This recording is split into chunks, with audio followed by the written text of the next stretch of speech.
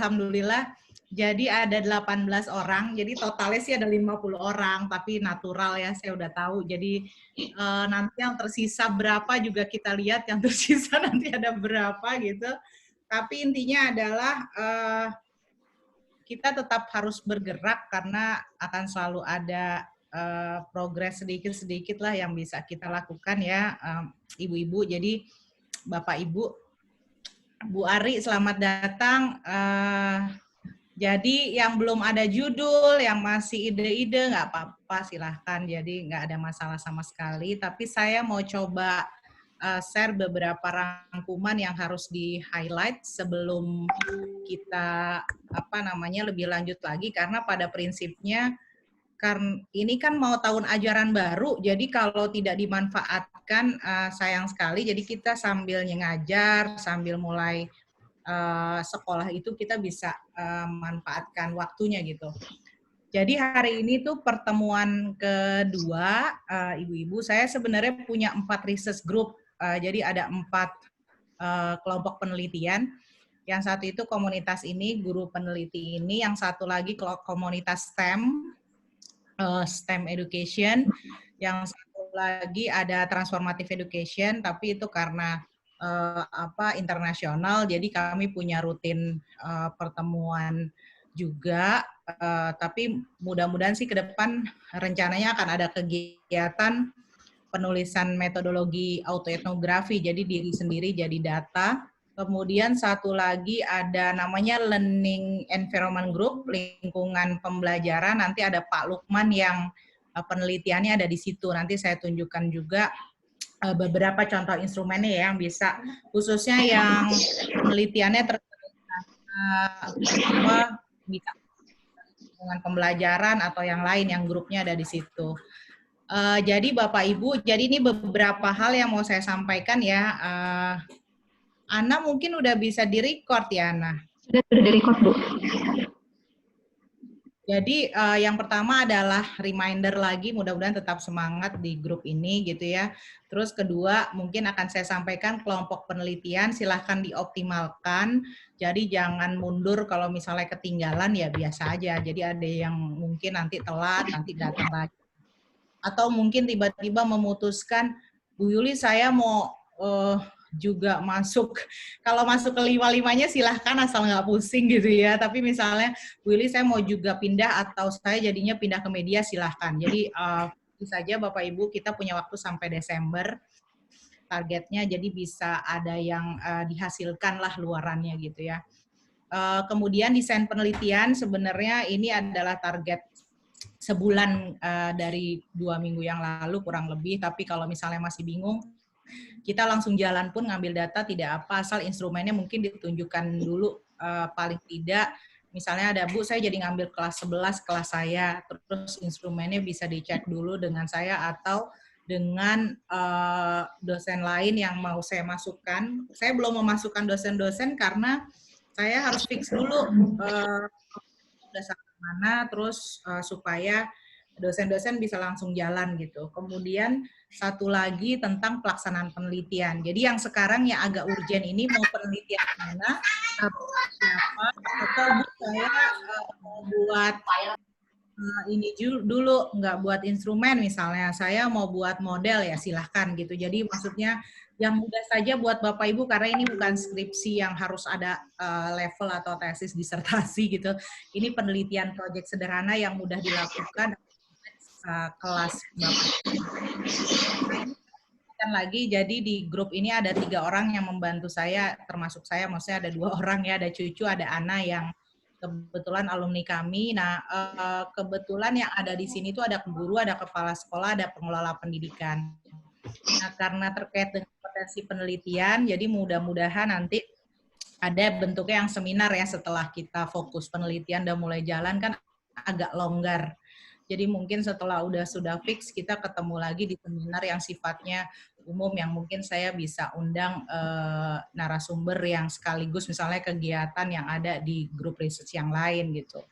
Nah, yang paling penting sih sebenarnya refleksi diri ya. Semoga kita jadi terus lebih baik karena kalau gurunya berubah, Bapak Ibu mengambil keputusan karena research yang dilakukan dengan baik, bukan asumsi. Misalnya kok itu anak kayaknya pendiam, berarti dia kayaknya tidak termotivasi. Kita nanya saja belum tapi sudah asumsi. Terus kita merubah model pembelajaran kita dengan asumsi. Nah, itu yang akhirnya ya kurang layak gitu. Jadi akhirnya kita tidak menyelesaikan masalah. Seperti misalnya kita KKM, misalnya oh belum masuk KKM gitu, udah kasih aja tes lagi berulang. Padahal kita belum tahu itu kesulitannya ada di mana. Kalau idealnya memang seperti itu dan saya juga paham kondisi yang ada di lapangan gitu ya. Karena memang saya dosen guru-guru dan calon-calon guru, jadi paling tidak terbayang administrasinya serumit apa, tapi paling tidak kita bisa melakukan hal-hal yang kecil tapi juga bermakna gitu buat kita dan buat anak-anak. Jadi ini kegiatannya mau akan saya lakukan. Sekarang kita masih fokus ke proyek penelitian ya. Proyek penelitiannya, publikasi nanti akhir-akhir menjelang kita sudah selesai. Nah, sisanya adalah mungkin yang belum saya lakukan ya seminar dan workshop secara intensif ya. Misalnya kita lagi ngebahas instrumen kah, media pembelajaran kah, atau apa gitu. Dan materinya yang sederhana saja yang bisa Bapak Ibu aplikasikan, jadi bisa saya undang Bapak Ibu dosen yang lain. Terus kemarin itu sih yang minta masuk banyak ya Bapak Ibu sebenarnya, tapi saya batasi 50 karena saya tahu mungkin kesering lagi gitu nanti. Tapi silahkan apa namanya nih sekarang 50 udah saya stop karena kalau Bapak Ibu jadi 20 saja, pionir yang semangat yang bisa apa namanya menularkan lagi ke guru-guru yang lain gitu, buat saya udah sebuah kebahagiaan lah, prestasi juga buat Bapak Ibu sekalian gitu. Nah, karena ini sudah saya grouping, saya sih sebenarnya berharap ada kolaborasi gitu. Jadi misalnya Nian merasa kayaknya saya mau kolaborasi judulnya sama Pak Idi gitu, tapi bosen lah ya sama Pak Idi ya, temen juga. Misalnya Bu Muji sama Mian gitu mau kolaborasi silahkan. Jadi yang satu grup boleh judulnya sama, dikerjakan 2 guru boleh. Ini seperti Bu Imas dan Pak Rifai. Jadi Bu Imas sama Pak Rifai di Lab School Cibubur. Bu Imas Cibubur juga ya? Bu Imas di Cibubur juga, jadi... Ya, Bu, SMP Cibubur, Bu. Bu Imas di mana? Bu Imas di SMP Cibubur. Cibubur, Pak Rifai SMA Cibubur. Jadi sama-sama di Cibubur, cuma Pak Rifai di SMA, Bu Imas di SMP. Nah, itu bisa kolaborasi, topiknya sama. Jadi karena e-learning pakai virtual lab, kemarin saya itu selama COVID ini suka ikut kuliah online. Nah, kuliahnya kebetulan karena di luar negeri, jadi kadang malam kuliahnya gitu. Dan mereka suka ngasih resources yang mudah diakses ya. Jadi seperti virtual lab, kemudian akses praktikum, model pembelajaran. Jadi ya surga bener buat Bapak Ibu tinggal pakai gitu. Nah, yang seperti itu sebenarnya mudah, maksudnya bisa dilakukan asal ya itu ya, memang kita harus komitmen menyediakan waktu ya mungkin hari. Kalau saya aktivitasnya kan ada beberapa tanggung jawab ya. Jadi misalnya ngurusin prodi sejam, ngurusin ini gitu. Jadi saya harus saya cut, kalau enggak seharian hanya ngurus prodi, seharian hanya ngurus hal-hal lain. Jadi harus kita yang benar-benar manage, kalau enggak ya memang hidupnya 24 jam jadi kerja tuh di karena online begini ya. Nah, jadi komunitas ini berharap semangat dukungan. Jadi buat Bapak Ibu yang belum ketemu, yang memang hanya ingin belajar, nggak apa-apa, nggak ada masalah gitu ya. Jadi yang penting kita sama-sama mau belajar, dan saya pikir itu hal yang baik lah gitu untuk kita ke depan, baik secara profesional ataupun tadi ya kompetensi dalam hal kepribadian. Karena kalau di pendidikan kita juga tahu kalau sudah melakukan project based learning, kemudian project-project seperti ini akan menimbulkan bukan sekedar tadi ya kompetensi kognitif ya, tapi hal-hal juga akan terus berkembang. Nah, Bapak Ibu, ini hasil yang kemarin yang saya bilang. Sekarang kenapa saya benar-benar harus tolong list dulu judulnya, karena sebenarnya saya mau mapping Bapak Ibu tuh interestnya di mana gitu. Akhirnya ketemulah mapping yang ada di 6 ini. Ya, jadi kalau misalnya tadi ada 6 grup, kenapa dibagi 6 grup? Ini saya ada yang terpaksa saya satukan, bukan karena jumlah saja, tapi saya pikir ini kayaknya bisa diolah barengan gitu. Nah, kebetulan kelompok paling besar nih kelompok media pembelajaran ya kalau nggak salah, dan model nih, model pembelajaran banyak kelompoknya gitu, orangnya banyak. Nah, yang pertama itu harusnya konsep pemahaman ini kelompoknya Bu Sherly ya kalau nggak salah. Ini pemahaman konsep dan penilaian harusnya penilaian sendiri. Cuma kalau sudah fokusnya ke kognitif dan sebagainya saya satukan saja ke penilaian. Jadi kalau misalnya nanti ada yang mau, Bu saya mau bikin penilaian online, saya mau bikin apa namanya autentik, penilaian autentik silahkan. Tapi kalau ada Bu saya cuma mau ngecek pemahaman konsep, saya mau ngecek miskonsepsi. Nah ini tempatnya ada di sini. Jadi hasil belajar yang fokusnya ke kognitif, ke apa namanya konsep-konsep itu ada di sini nih letaknya, termasuk penilaian. Saya satukan karena ternyata penilaian tuh lebih banyak ke arah kognitif yang saya baca-baca judulnya dibandingkan penilaian yang sifatnya yang lain gitu. Terus yang kedua media pembelajaran Bapak Ibu. Nah, media pembelajaran ini ada dilemanya juga ya. Jadi kemarin sempat diskusi juga sama Bu Imas sama Pak Rifai ya. Kalau misalnya bikin media pembelajaran, gimana nih dananya ada atau enggak gitu ya. Saya sih sebenarnya sebelumnya ada beberapa hibah penelitian di Rizky Allah, mungkin Rizky Pak Ibu juga ya. Jadi saya bikin 4 grup itu, kebetulan saya dapat hibah dikti itu sampai 6 hibah. Jadi masih bisa saya share-share sedikit-sedikit di research group ini gitu. Jadi kalau misalnya memang saya bisa bantu dan itu sangat bermanfaat untuk pengembangan, saya masih bisa support. Nah nanti kalau misalnya memang waktunya nggak ada nih Bu Yuli, jadi kita yang harus merefleksikan diri. Karena apa, bikin media itu bukan cuma masalah biaya ya, masalah biaya misalnya ada nggak ada masalah. Tapi masalah waktunya sempet nggak kita bikin, karena harus bikin skenario-nya, harus bikin kayak apa layout-nya seperti anak S1. Nah, saya mikirnya kalau lebih baik yang ada aja kita manfaatkan, kemudian gimana dampaknya. Kemarin bimbingan saya 2 orang itu pakai virtual reality, jadi molekul itu bisa bergerak, tinggal beli kacamatanya. Terus saya bayarin kacamata 30 anak. Jadi satu kelas itu saya, satu kelas kan 32 gitu ya, jadi bimbingan saya kasih virtual, jadi ngelihat molekul tuh bisa bergerak. Terus penelitiannya apa? Ya udah dampak penggunaan media itu terhadap hasil belajar. Yang satu saya bikin kuantitatif, yang satu saya bikin kualitatif. Dan alhamdulillahnya dua-duanya kemarin sudah lulus, malah lulus gelombang pertama ya di antara puluhan anak gitu. Karena memang anaknya juga komitmen. Nah, jadi yang media pembelajaran silakan, ini menarik ya Bapak Ibu, bermanfaat karena bisa ditaruh di sekolah. Jadi yang misalnya Bu Yuli hard copy udah nggak kepake, saya mau pakai flipbook silahkan. Software-nya ada gitu kan, tinggal kita pakai. Terus misalnya saya mau pakai tadi ya virtual lab, saya mau pakai buat Edmodo-nya yang lebih. Saya ada tugas mata kuliah ya di telaah kurikulum kimia, anak-anak saya minta membuat bukan Google Classroom tapi Google Site. Jadi buat website, terus anak-anak taruh resources YouTube, taruh Kahoot, taruh Quizy, semuanya dipakai di situ. Jadi mereka, kalau saya selama online ini ya, assessment saya itu variasi karena saya nggak mau, kalau di ujung pasti kita nggak bisa memastikan itu benar-benar hasil dia atau enggak gitu. Jadi saya buat semuanya based on proses, termasuk UAS di akhir itu mereka based on project. Jadi Anda bikin Google Site, saya udah beritahu dari awal perkuliahan, Anda bikin Google Site, intinya adalah ini harus ada model pembelajaran, ada resources, ada assessment segala macam, kemudian itu adalah UAS kalian. Jadi dan setiap pertemuan saya tanya progresnya, kadang ketika mengajar, oke, hari ini saya tidak memberikan materi apa-apa, kalian screenshot project-nya udah seperti apa, website Google Site-nya.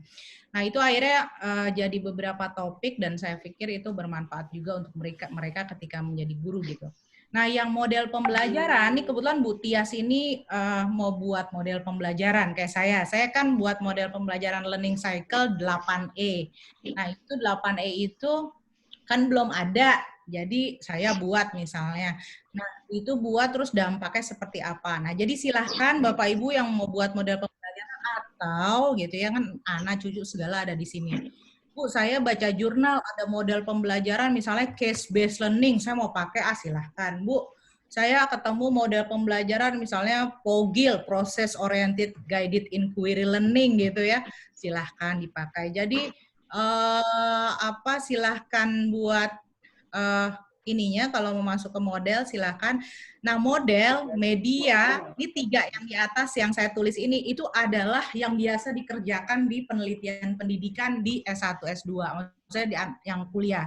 Jadi contohnya banyak sekali, karena anak-anak biasanya bikin media, bikin dampak apa terhadap hasil belajar, miskonsepsi, model pembelajaran. Tapi kalau ini, kami nggak berani di S1, kompetensi guru. Orang calon guru kok ngukur kompetensi guru gitu. Nah, karena harusnya dosennya yang ngukur, nah Bapak Ibu kan ini manajerial, jadi punya kewenangan untuk itu gitu. Atau rekan guru yang kayaknya saya mau cek kompetensi guru. Nah, sekarang kompetensi guru kan ada 4 ya. Jadi kalau mau holistik berarti bisa pakai teorinya TPCK, tapi dia nggak ada sosial dan personal ya. Kompetensi guru kan kalau misalnya di undang-undang kan sebenarnya kontennya, pengetahuan kontennya, kemudian tuh profesional, kemudian pedagoginya, terus sosial sama kepribadian ya. Nah, sosial dan kepribadian ini ada instrumennya kalau misalnya Bapak Ibu mau pakai, yang saya pernah share namanya QTI. Jadi profil guru tuh bisa dilihat di sini. Leadership-nya bagus nggak sih? Kemudian dia suka meremehkan siswa nggak sih? Suka admonishing nggak sih? Gitu ya. Nanti saya tunjukkan paper yang udah saya buat ya. Nah, sepertinya saya udah share. Nah, yang 2 ini, konten sama pedagogi nih, ini ada sebenarnya ada instrumennya juga, namanya PCK ya, Pedagogical Content Knowledge. Itu sebenarnya Bapak Ibu tinggal modifikasi misalnya kayak gini. Kalau guru matematik kira-kira harus tahu apa matematik. Nah, itu kalau Bapak Ibu bisa sampai seperti itu, tuh luar biasa ya. Bisa jadi acuan guru-guru lain atau kepala sekolah untuk menilai kompetensi guru dalam konteks jadi nggak ngandelin PPG saja gitu. Sebenarnya sih intinya lebih banyak dari soal PPG. Saya stok-stok soal PPG yang maksudnya yang boleh di-share ya, yang memang buat latihan sih masih bisa dilihat sebenarnya apa sih yang bisa muncul di penilaian kompetensi itu. Jadi silahkan kalau mahasiswa kami nggak bisa neliti kompetensi guru karena kok nilai guru gitu. Tapi kalau mahasiswa S2 masih saya izinkan karena dia kan berarti punya rekan kerja dan sebagainya dan levelnya sudah S2 jadi sudah bisa lah meneliti dengan baik konteks kompetensi guru. Jadi silakan. Nah, yang pendidikan karakter nggak pernah hilang. Saya nih kemarin ngisi di guru-guru di Tulung Agung tentang kemarin kan empati saya di UNESCO, kemudian dipanggil lagi oleh guru-guru Tulung Agung ya. Mereka mau menerapkan pembelajaran empati juga gitu.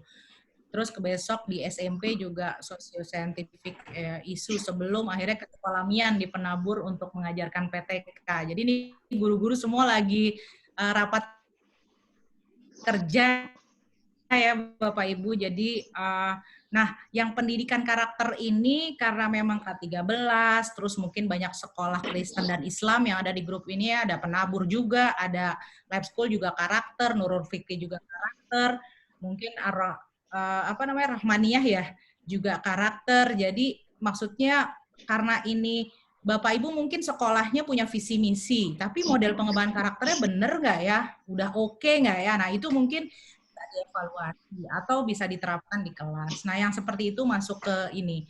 Biarpun yang milih cuma 2 orang, nih ada Dewi juga ya. Dewi mau mengintegrasikan nilai Islam dalam sains. Biarpun cuma 2 orang saya pisahkan karena saya pikir ini teorinya besar jadi. Nah, yang terakhir Bapak Ibu, ini manajemen, online learning, sama lingkungan pembelajaran saya jadikan satu. Jadi karena saya pikir ini nih di luar guru, di luar media, di luar model, di luar penilaian. Jadi saya gabungkan. Nah, satu grup ini bisa, kemarin ada yang tanya, Bu Yuli saya boleh pakai ini enggak? Jadi kalau Bapak Ibu ambil instrumen dari jurnal, usahakan memang judulnya itu gitu. Kecuali Bapak Ibu mau gabung-gabungin terus diukur lagi validasinya. Jadi saya berpikir kalau misalnya ada judul jurnal gini, Effectivities of Online Learning, ambil itu jurnal itu gitu. Maksudnya Bapak Ibu tinggal tulis instrumen yang saya gunakan diadaptasi dari ini, tinggal ditranslate, kemudian cek ke saya, terus misalnya Bu Yani punya waktu ngecek, Bu Muji punya waktu ngecek, silahkan cek gitu. Jadi grup ini memang saling kolaborasi karena mungkin bahasa saya dengan bahasa Bapak Ibu mungkin kan agak beda.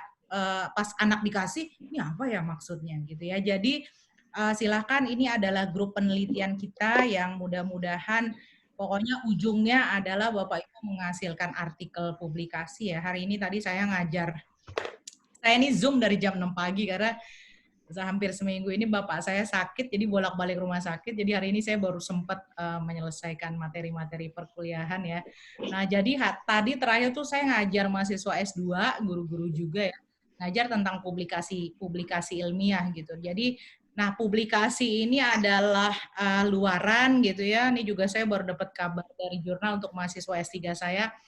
Karena kan kalau S2, S3 tidak bisa lulus nih, Mian merasakan ya, Rifai nih sedang merasakan ya, tidak bisa lulus kalau belum ada publikasi jurnal atau proceeding terindeks Scopus gitu, biarpun saya juga nggak suka. Jadi saya dapat email pagi ini, jurnal bimbingan saya ditolak misalnya gitu kan, jadi tadi masih diskusi, Pak ini kita pindahin kemana nih dan sebagainya. Jadi karena ini sekarang publikasi jadi syarat lulusnya seseorang ya di kita gitu ya, jadi aduh luar biasa menantang juga buat saya jadi pembimbing plus mahasiswa yang sedang S2 dan S3 gitu. Jadi mudah-mudahan buat Ibu nanti punya pengalaman publikasi juga. Nah, ini timnya Bapak Ibu ya. Jadi silakan model pembelajaran ini ada Bu Armeta sama Bu Ari ya. Kebetulan Bu Ari dulu STEM. Jadi kalau Bu Ari mau memperdalam STEM ini gini. Jadi di kurikulum Merdeka, saya kan dari kemarin kalau Bu Imas sama Pak Rifai di Lab School ada seriesnya ya, kurikulum Merdeka dan sebagainya, ada Merdeka Belajar kalau di kampus kita bilang kampus Merdeka gitu. Nah, ada tulisan-tulisan STEM gitu. Kemarin juga Pak Direktur, Pak Dirjennya bilang nanti kita harus mengembangkan ini dan terintegrasi dengan STEM gitu. Jadi kalau misalnya memang Bapak Ibu yang Science, Math tertarik dengan yang STEM ini gitu ya, itu masih isu yang baru. Dan saya ada grup lagi, tapi itu STEM-nya memang nanti mau bikin panduan-panduan buat guru, jadi guru tinggal mudah untuk implementasi gitu gimana STEM. Nah, model pembelajaran tadi saya udah sampaikan, ini ada 7 orang, tapi mungkin karena Cucu dan Ana ngumpul di sini semua ya, karena memang biasanya kalau yang dari UNJ atau bimbingan saya tuh banyaknya model pembelajaran tentang media ya, tapi silahkan kalau misalnya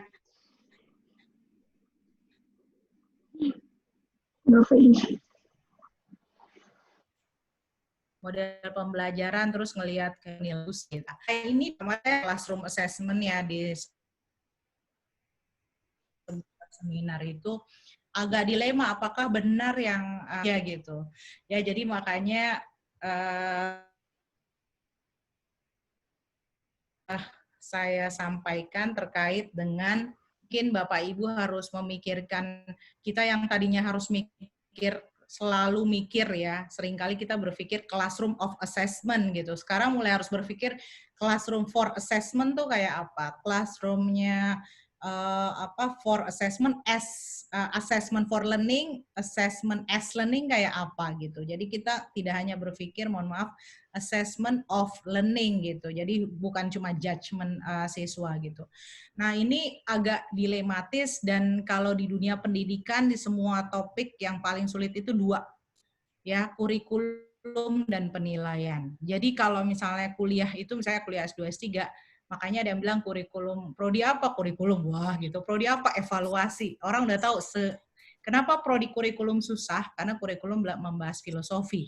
Kenapa prodi evaluasi susah? Karena bukan hanya filosofi, dia juga belajar hitung-hitungan, statistik dan sebagainya. Jadi itu adalah 2 bidang yang kalau orang mau lanjut kuliah di pendidikan itu bidang yang sangat sulit untuk kalau buat saya ya, orang pendidikan sangat sulit kalau nggak paham dengan baik gitu. Terus pendidikan karakter tadi juga sudah saya sampaikan ya, ada Dewi di sini, Eis, Bu Eni, dan Pak Tri. Kemudian media pembelajaran yang saya bilang paling banyak ya. Jadi model dan media paling banyak ada 9 orang. Jadi sekarang kita pakai Zoom, pakai Edmodo, pakai Google Classroom. Jadi mungkin kalau misalnya Bapak Ibu jadi guru bisa membandingkan semua itu dengan segala kekurangannya dan tapi harus disampaikan konteks Bapak Ibu bisa melihat. Nah, nanti mungkin diukurnya harus dengan instrumen yang sama, dengan standar yang sama. Jadi kita bisa melihat bagaimana kekurangan dan kelebihan masing-masing di konteks kita. Nah, manajemen lingkungan pembelajaran sama efektivitas pembelajaran online ini ada Pak Lukman dari Bu Lilis sama Bu Nita ya sampai akhir ini. Silakan nanti tadi yang kemarin saya bilang kalau manajemen udah ada instrumennya bagus. Kalau misalnya Bapak Ibu Bu Yuli saya konstruk instrumen sendiri. Berarti kalau konstruk kita kalau udah bicara publikasi maka kita harus memikirkan ini kalau open question, pertanyaannya terbuka, paling tidak dikonstruk oleh ahli. Yang kita anggap ahli bisa saja misalnya di atasan kita atau dia bidangnya di bawah kita nggak apa-apa, tapi ternyata misalnya Bu Lili belajar manajemen, dia mungkin bisa jadi, dia akhirnya bisa jadi validator. Terus mungkin ada lagi yang misalnya guru yang sudah senior gitu, itu bisa juga. Jadi kita bisa menggunakan selain dosen ya, kita bisa menggunakan mereka itu sebagai validator. Jadi ketika di penelitian kita sampaikan ini sudah divalidasi oleh siapa dalam arti bukan nama orangnya tapi siapa posisinya itu dia sebagai dosen senior kah, guru senior. Tapi ingat kalau di ethics dalam penelitian pendidikan ini ada bahasan buku khusus nih satu bab sendiri tentang ethics in educational research. Jadi jangan misalnya ada anak pulang sekolah capek lapar kita bilang nak kita interview yuk gitu. Karena kita lagi semangat penelitian gitu ya. Itu secara etis nggak bisa. Jadi maksudnya udah dia lapar-lapar, karena kan takut sama Bu Yani kan. Akhirnya, ya Bu, saya interview sama Bu Dia, nanti takut dimarahin kan. Terus iya saya interview, padahal mungkin dia kelaparan. Saya waktu di Australia itu sampai tanda tangan consent form 30 lembaran. Dia dikasih makan apa, siapa yang dampingin, berapa lama gitu tuh. Terus kalau ngisi kuesioner berapa halaman, makanya kuesioner di luar itu nggak pernah banyak-banyak gitu. Kuesioner paling buat anak tuh 2-3 halaman gitu. Karena saya juga pernah nolak kemarin cerita sama Bu Dia nanya berapa pertanyaan Bu, itu that's the good question karena kita harus memastikan anak kita terjaga welfare-nya, kenyamanannya gitu. Karena kalau misalnya kita ngerjain kuesioner kita gini, aduh ini berapa halaman ya, 3 halaman masih konsen, udah keempat, ini kok nggak selesai, next. Makanya kalau udah bikin kuesioner manajemen, tulis dulu, ini tujuannya apa, berapa lama diisi, ini terdiri dari pertanyaan apa, pertanyaannya pilihan ganda terbuka, itu wajib disampaikan, bukan sekedar ini etika, ya, maksudnya ini bukan sekedar penelitian, ini etika kita terhadap manusia, jadi itu kan memang kalau udah merugikan orang lain ya kayaknya mereka ini hak orang gitu ya, jadi mereka sangat concern. Dan sebenarnya secara etika siswa kita bisa withdraw kapan aja misalnya gini, saya pernah waktu penelitian di Australia saya punya 30 siswa lah, itu udah paling banyak ya 20 sekian. Pas saya masuk saya ngasih kuesioner, tolong isi kuesioner ya, kuesioner itu paling cuma 2 halaman. Tapi ada anak yang bilang, saya nggak mau ngisi, saya nggak percaya sama kamu gitu. Nah itu saya keluar kelas cuma dapat 6 orang yang mau ngisi, Bu, Pak. Jadi Indonesia itu the source of datanya luar biasa. Indonesia itu surga buat orang asing. Kenapa? Karena ngambil datanya gampang. Ya, jadi manfaatkan momen ini bukan berarti kita punya power terus menekan siswa ya, tapi paling tidak kita mudah ngambil datanya gitu. Ketimbang di luar itu kita berinteraksi sama orang saja, itu harus menandatangani consent form, harus ke departemen pendidikan berapa lama.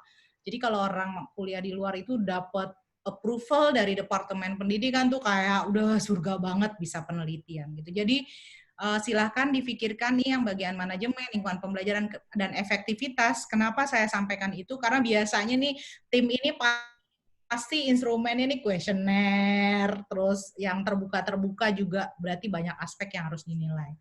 Nah, karena ini penelitian jangan luas-luas. Jadi misalnya saya mau melihat manajemennya apa gitu. Manajemen kan luas. Jadi manajemennya misalnya pengelolaan pembelajaran, manajemennya misalnya mau ngelihat SDM-nya, mau ngelihat, jadi bukan berarti nggak boleh semua, daripada kita dapat data semua, tapi dapat datanya tuh nggak dalam gitu. Kita kan mau ngisi guru juga, mau ngisi ini juga, tapi kalau memang mau jadi pendahuluan awal bisa, tapi konsekuensinya adalah tidak akan dapat data banyak sedalam apa. Kecuali melakukannya lama ya, misalnya, oh ini berapa bulan ini kita fokus overview dulu, setelah ini kita lanjutkan ngambil data ini, silahkan. Tapi kalau misalnya mau lebih ini kondisinya seperti itu. Nah, Bu Muji sama Bu Juliani karena sendiri ini kompetensi guru, silahkan kalau misalnya kebetulan saya ada beberapa instrumen TPAC ya, TPACK, kemudian kalau di luar tuh kompetensi guru sering diteliti, jadi bisa diakses juga dengan mudah. Nah, kalau Pak Lukman, khusus Pak Lukman, ini satu research group sendiri nih, biarpun dia sendirian, nanti Bapak Ibu tahu mudahnya penelitiannya Pak Lukman, semua instrumennya udah tersedia. Ya, jadi tinggal dipakai, ada beberapa bahkan sudah saya translate, namanya Learning Environment Research. Ya, jadi kalau di jurnal Springer itu malah jurnal level 1-nya di Springer di lingkungan pembelajaran gitu. Oke, nah nanti ini Bapak Ibu desain penelitiannya. Jadi kemarin Bu Sherly sempat nanya di grup, Bapak Ibu udah ngerjain belum ya? Jadi saya bukan mau nagih PR ya, tapi intinya adalah ini karena penelitian, nggak usah pusing dengan desain yang saya kirimkan, itu adalah framework saja supaya Bapak Ibu sadarnya gini, oh iya ya judul saya apa ya, jangan sampai penelitian jadi lupa judulnya kemarin apa gitu ya. Jadi kalau punya kertas lembar, adalah judulnya gitu ya, terus oh iya saya tuh pakai apa ya, jangan lupa nih saya pakai true eksperimen, kuasai eksperimen, pakai survei, kualitatif atau apa gitu. Nah jadi silahkan ditulis coret-coret lah, paling nggak kita punya sehalaman notes ya untuk apa yang harus kita lakukan. Kemudian online offline, saya nggak tahu kondisi Bapak Ibu, mungkin ada yang masuk zona hijau atau nanti di middle apa di September atau apa punya kebijakan yang lain, saya nggak tahu. Nah, partisipan tetap Bapak Ibu tolong minta izin ke siswa, minta izin ke orang-orang yang terkait, saya mau melakukan proyek kecil-kecilan nih Pak, gitu, atau siapa pimpinan maksudnya, karena ini jangan sampai nanti jadi masalah gitu karena kita belum izin dulu gitu ya. Nah jumlah partisipan gini Bapak Ibu, jadi kalau sudah milih kuanti itu fokusnya ke jumlah, kualitatif itu fokusnya ke kedalaman gitu. Jadi karena kenapa kuanti fokusnya ke jumlah? Karena generalisasi. Kenapa kualitatif fokusnya ke bermaknaan? Karena memang teori dasarnya dia konstruktivism gitu. Nah, yang terakhir adalah pengumpulan data, mudahnya pakai apa? Misalnya Bu Yuli, saya pakai Google Classroom nih, misalnya pakai Google Form, anak-anaknya nggak ngisi. Nah, tapi kan karena Bapak Ibu guru, oke, sebelum mulai pelajaran, apa di akhir atau apa, isi dulu ya, kasih 5-10 menit atau bagaimana. Karena dengan momen khusus untuk mengisi, itu lebih mudah, artinya anak memang fokus mengerjakan, daripada memang misalnya kita share dia mungkin lagi nonton kartun apa atau lagi emosi jiwa ngisinya jadi, nah itu akan mempengaruhi data secara statistik juga gitu. Nah ini desain yang kemarin saya share ya Bapak Ibu, ini contoh, jadi misalnya judulnya analisis mental model siswa, ini mental model gambaran otaknya ya, maksudnya deskripsinya. Perumusan masalah ini sebenarnya ada ya, bagaimanakah modal-modal siswa pada konsep larutan elektrolit. Nah, metodologinya misalnya kualitatif, tekniknya open question, pertanyaan terbuka, dikasih pertanyaan esai. Jadi Bapak Ibu yang manajemen dan sebagainya juga kasih aja pertanyaan terbuka dulu, baru lanjut wawancara boleh. Analisis dokumen misalnya buku, teks, atau kurikulum, atau RPP itu namanya dokumen. Nah, tahapan penelitian yang sudah saya sampaikan ya, sebenarnya maunya kajian pustakanya Bapak Ibu harus nyari apa. Ini kajian pustakanya bukan buat proposal, tapi buat artikel gitu. Jadi nanti artikel kan gampang, dan kajian pustaka juga membantu kita kalau wawancara. Jadi jangan sampai gini, misalnya Bu Heni mau penelitian tentang apa, terus misalnya tentang motivasi. Bu Heni nggak pernah baca teori motivasi. Jadi pas wawancara Bu Eli ngomong tuh sebenarnya motivasi itu Bu Eli motivasi jadi gurunya karena apa? Oh karena orang tua gitu. Padahal kalau Bu Heni baca jurnal, motivasi karena orang tua itu adalah motivasi jenis motivasi eksternal misalnya gitu.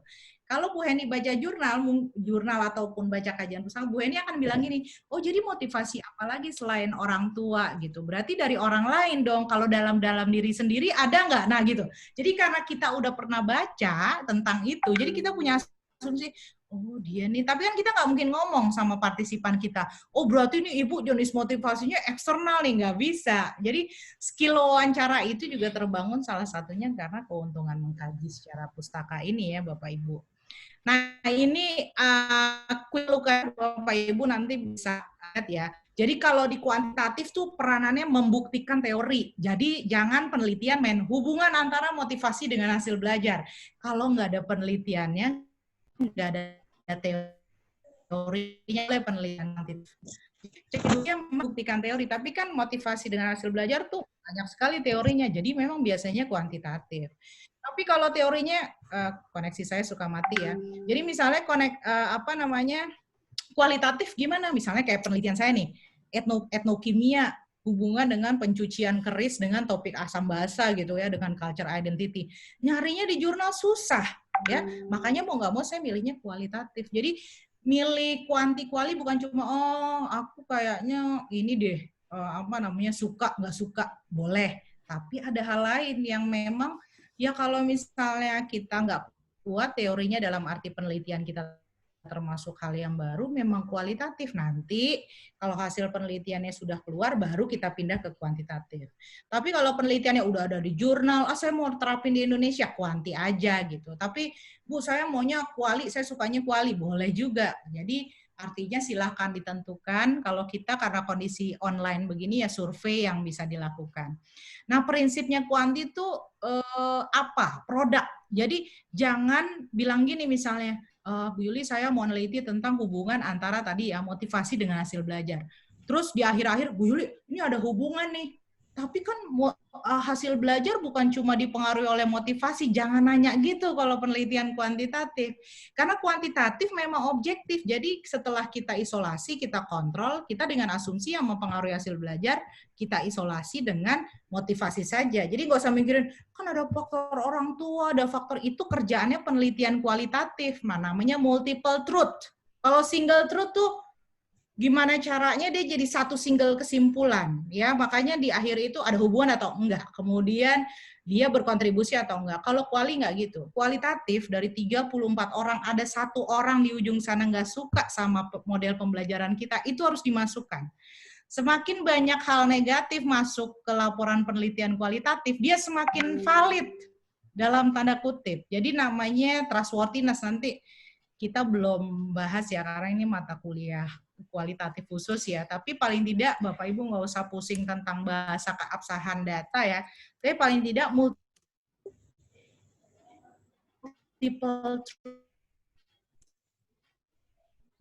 truth itu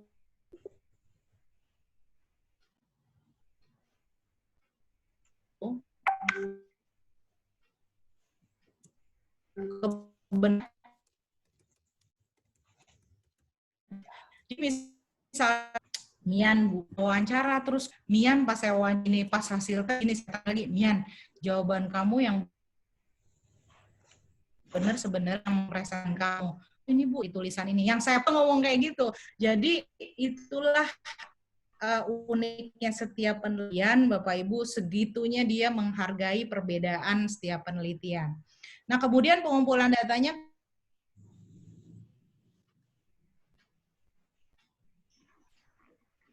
sepertinya jaringan Bu Yuli terputus ya Bu ya. Kita tunggu lagi aja ya Bu. Sampai Bu Yuli. Nah ini dia. Keluar ya? Iya Bu. Ya saya itu udah dikasih tahu, nggak tahu kenapa ya IndiHome gitu. Saya udah lapor. Suaranya nggak jelas ya? Iya. Nggak tahu suka mati nyala itu. Saya lanjutkan lagi. Nah, pengumpulan data, kalau yang mau survei nih, misalnya, Bu, saya kayak Bu Sherly, misalnya hasil belajar, saya mau pakai tes aja berarti. Bu, saya mau tambah wawancara, silahkan. Jadi, kalau mau gabungin data kuanti-kuali, silahkan. Bapak Ibu nggak usah pusing mikirin, Bu Yuli kayak saya nggak ngerti metode penelitian sambil jalan gitu Bapak Ibu, karena ya itu lagi-lagi saya kan kita tidak sedang mau sampai level mana gitu ya. Jadi silahkan kalau saya mau pakai kuesioner yang ada, jangan-jangan saya nggak pernah neliti, karena nggak pernah neliti mahasiswa saya sendiri, jadi kita kadang nggak tahu sebenarnya ternyata itu yang ada di pemahaman dia. Terus Bu Yuli, saya mau cuma pakai wawancara, pakai soal esai nih yang grupnya Bu Sherly ya.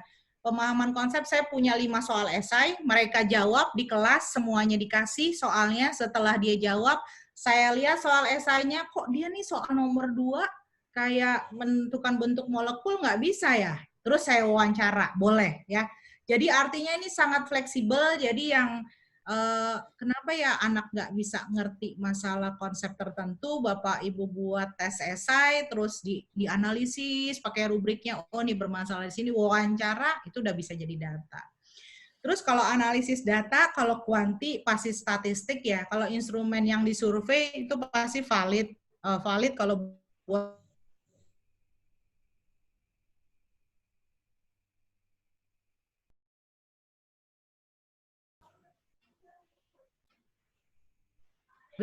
tapi kalau lihat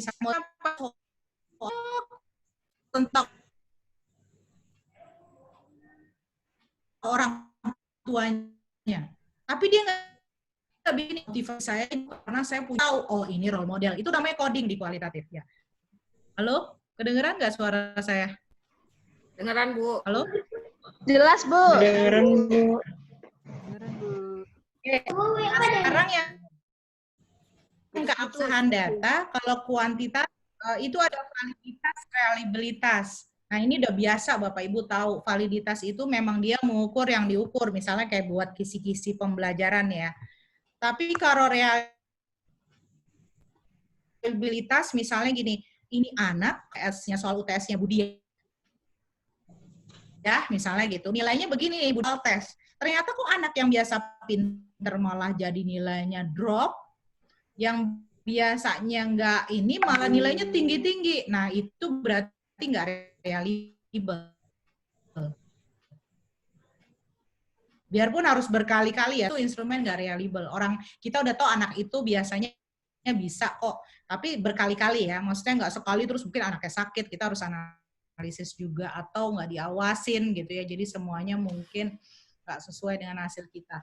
Nah, kalau trustworthy sama authenticity, Bapak Ibu, saya mungkin nggak bisa sekarang ya, ini mata kuliah bisa 1 semester, jadi saya ngajar kualitatif. Nah, nanti ini trustworthy sama authenticity ini contohnya gini, jadi misalnya saya wawancara Bu Lili, terus saya udah transkrip nih, Bu Lili bilang kalau misalnya pembelajaran motivasi itu, pembelajaran itu memotivasi Bu Lili gitu, udah saya transkrip.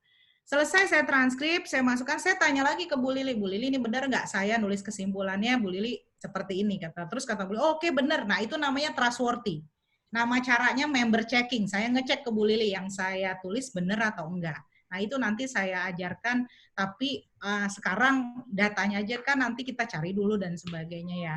Nah, kemudian representasi datanya, kalau yang pakai kuanti nanti pada persentase, kalau misalnya kualitatif berarti ada uraiannya. Nah, itu namanya representasi data. Nah, Bapak Ibu, sekarang saya pindah ke ini ya. Jadi pengumpulan data sekarang tolong difikirkan, Bapak Ibu mau pakai kuesioner, mau pakai tes yang udah valid atau konstruksi sendiri yang mau survei, yang pakai tes ya. Instrumennya yang sudah valid atau konstruksi sendiri, nih instrumen ini nanti kaitannya sama ini nih, kuesioner dan tes ya. Respon partisipannya maksudnya gini, ini mau diambilnya kapan, online nggak online, akurat nggak akurat, kalau emang mau perlu pakai Zoom pas ngisi silahkan, karena data itu kan akan kita pakai. Ya, jadi silahkan Bapak Ibu tentukan. Yang kedua, kalau mau wawancara, nih wawancara, aduh ini belum saya save nih, maaf ya nanti saya ganti. Ini bukan solar system nih, karena belum diganti ya. Jadi wawancara itu adalah nanti kumpulan apa yang Bapak Ibu mau sampaikan ya di pembelajaran. Jadi misalnya Bu Sherly tadi masalah konsep, misalnya ada 5 esai. Esainya yang pertama misalnya fisika tentang baterai. Apa sih yang kamu ketahui tentang baterai? Dia udah ngisi. Terus kita tindak lanjuti dengan wawancara.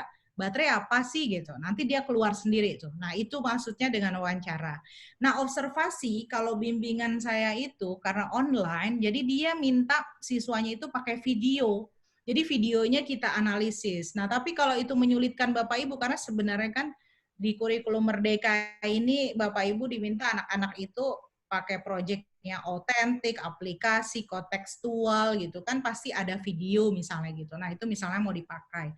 Nah ada lagi namanya reflective journal Bapak Ibu, journaling. Misalnya Bu Muji suka menulis, Bu Muji mau mengukur kompetensi guru misalnya. Nah minta misalnya yang diukur kompetensinya misalnya Bu Lia gitu ya. Nah Bu Lia diminta suruh nulis kayak diary.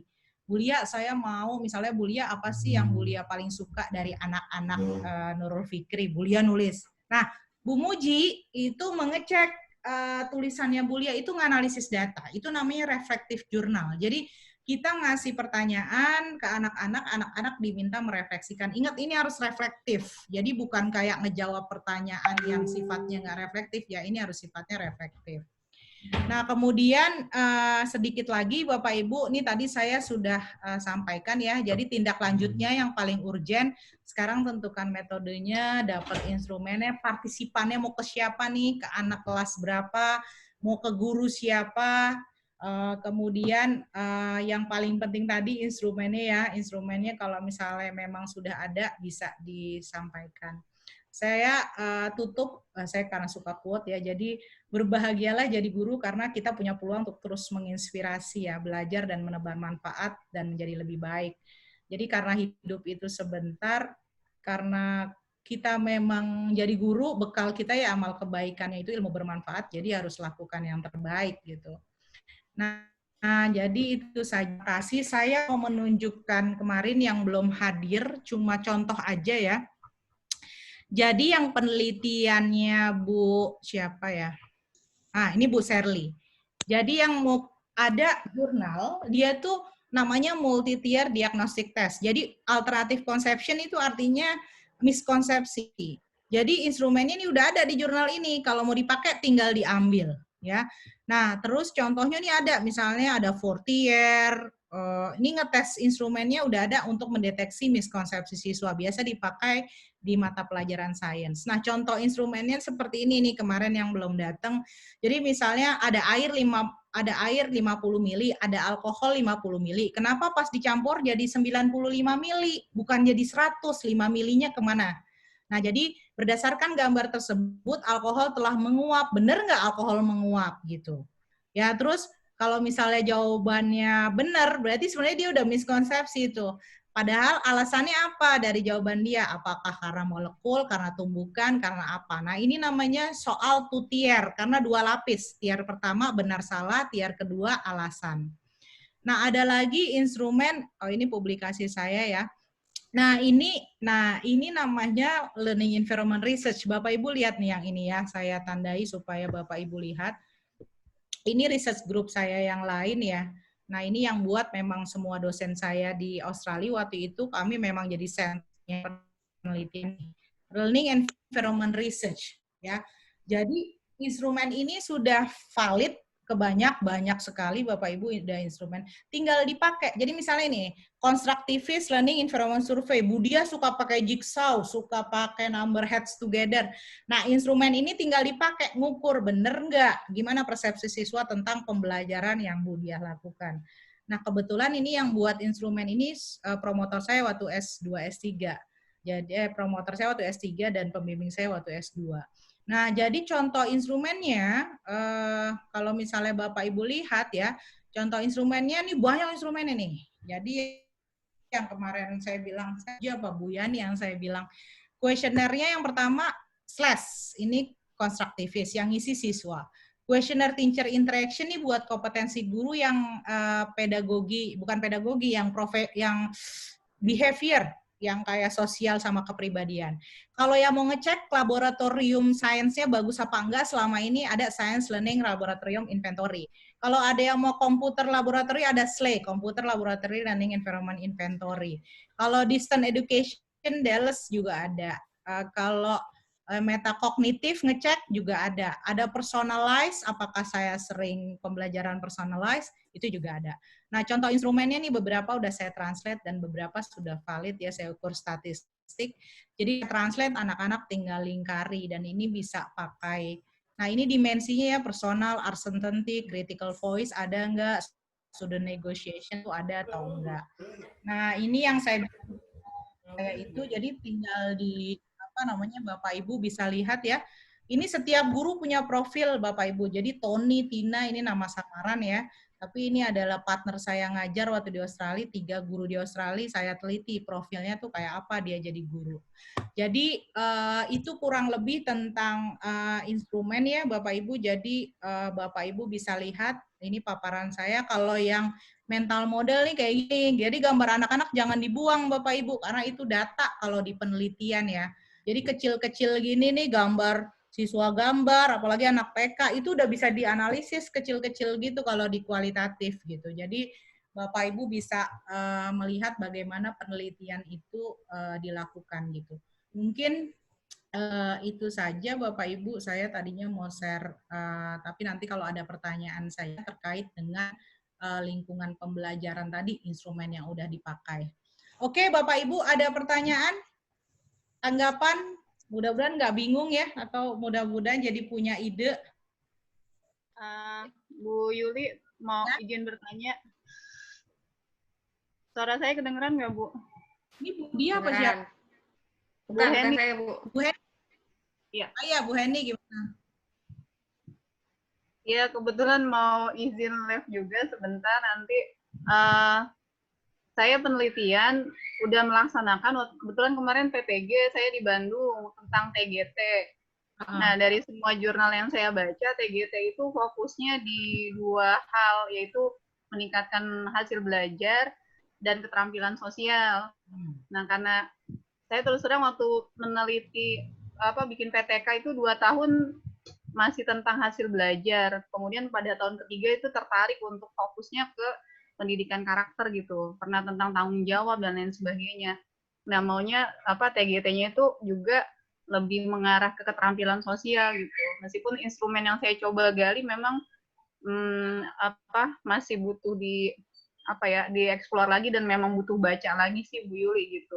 Waktu pernah diskusi dengan Bu Yuli di sekolah juga, Bu Yuli pernah ngasih saran tentang QTI itu tadi.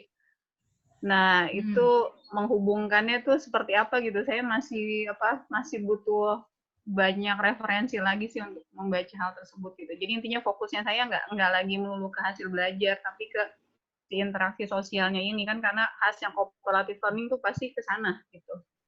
Ya, itu aja Bu Yuli. Ya, terima kasih Bu Eni. Jadi QTI ini buat refleksi kita jadi guru. Jadi lebih ke kompetensi kepribadian guru kalau QTI. Tapi kalau Ibu mau buat karakter, saya tunjukin presentasi saya di Tulung Agung ya, yang hasil UNESCO ya. Jadi Bapak Ibu bisa, waktu itu Bu Eli sampai bilang, Bu saya jadi mau penelitian itu gitu ya. Nah jadi ini pembelajaran empati ya. Ibu bisa lihat nih model pembelajaran yang saya buat ya, sintaknya ya. Oke. Jadi tahapannya gini di pembelajaran yang saya buat nih. Ini sebenarnya bukan TGT, gabungannya Think Pair Share. Kalau Dian sama Isti udah biasa nih. Think Pair Share nih, TPS ya. TPS yang ini nih. Saya cerita sedikit ya, mudah-mudahan Bu Heni masih ada waktu. Jadi pertama, value reflection. Jadi anak masuk ke kelas jangan ceritain materi dulu, Bu. Tapi ceritain studi kasus, misalnya kita mau membangun empati apa, COVID misalnya. Misalnya kita mau cerita ada orang yang tadinya dia punya penghasilan karena COVID, semuanya harus dalam rumah, dia nggak punya penghasilan, gimana perasaan kamu gitu. Jadi dia diajak untuk kita bisa kasih video YouTube, kita bisa kasih artikel, namanya tuh value reflection, pendahuluan. Ini modelnya saya buat sendiri dan alhamdulillahnya sih kemarin sih dipakai UNESCO yang di buku itu. Terus kalau ini juga beberapa sudah saya publish. Nah yang kedua namanya problem solving. Ini belum ngasih materi nih. Kenapa saya sengaja pendahuluan sama eksplorasi? Kenapa nggak langsung content integration? Karena namanya perasaan, namanya ngebentuk karakter seseorang, itu tuh harus deep, nonjoknya tuh harus lama gitu. Karena biasanya kalau cuma, gimana perasaan kamu setelah itu dia nggak diajak ke cerita atau yang perasaan dia yang mendalam, itu susah berubah orang gitu. Dan memang secara teori pendidikan, ethics of care gitu ya, emosionalnya itu harus di-engage. Nah, tahap kedua, dia habis baca tentang tadi corona tadi, orang yang kehilangan pekerjaan, kita bikin cerita dilema, kita bikin misalnya Anda bayangkan Anda anak seorang, misalnya tadi ya, tukang gorengan misalnya gitu. Karena corona bapak Anda tidak bisa bla bla bla. Jadi kenapa Ting Perser setelah dia baca cerita, kita kasih cerita, dia mikir, oke, menurut Anda gimana? Dia mikir sendiri.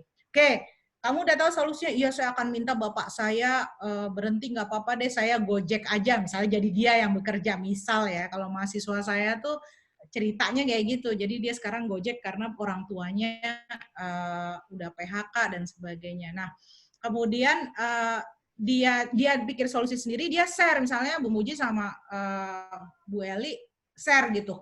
Kayaknya nggak usah berhenti kerja deh. Udah kayaknya berhenti kerja aja deh. Jadi pair, digabungin dulu ya, berdua diskusi. Setelah itu share di kelompoknya. Jadi kenapa harus diskusi? Kenapa harus mikir sendiri? Supaya anak kita belajar memikirkan diri sendiri, memikirkan solusi untuk menurut dia sendiri, dia merefleksikan, tapi dia juga harus konflik dengan orang lain ketika orang lain tuh punya pendapat yang berbeda. Jadi selain dia belajar tanggung jawab dengan keputusan, belajar berkonflik dengan orang lain. Konflik itu penting buat anak. Kalau enggak dia akan merasakan hidupnya nyaman terus gitu. Terus setelah eksplorasi masuk ke fakta integration. Misalnya corona itu nyambungnya ke pelajaran biologi apa? Sel. Nyambungnya ke pelajaran sosial apa ya? Tadi kasus ekonomi. Nyambungnya ke pelajaran agama apa? Banyak ya. Jadi ini bisa nyambung ke materi pelajaran apa saja. Nah, sekarang solusinya apa nih? Nah, namanya project. Jadi saya minta setelah diintegrasikan, projectnya apa? Misalnya projectnya, kisah saya mau bikin poster tentang kesadaran orang tentang corona, atau saya mau bikin mungkin aplikasi yang bisa jual gorengan online gitu. Ya, jadi maksudnya project ini harus ada kaitan dengan kasus yang disampaikan. Terus evaluasi transformation ini yang terakhir adalah refleksi nilai, refleksi konsepnya seperti apa. Jadi itu Bu Heni dan saya kalau Bapak Ibu lihat nanti saya di sini ada ini saya kalau ini temennya cucu sama adik kelasnya ya. Jadi contohnya itu yang ini contohnya cerita dilemanya kayak gini nih, skripsi bimbingan saya ya.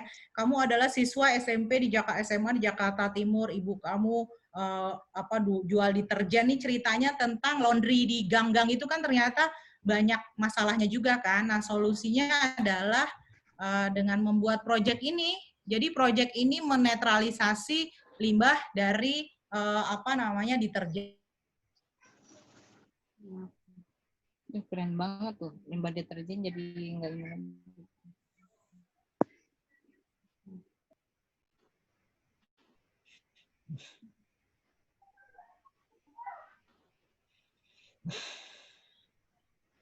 Halo Bu Yuli. Nggak ada suara ya Bu Yulia ya? Iya.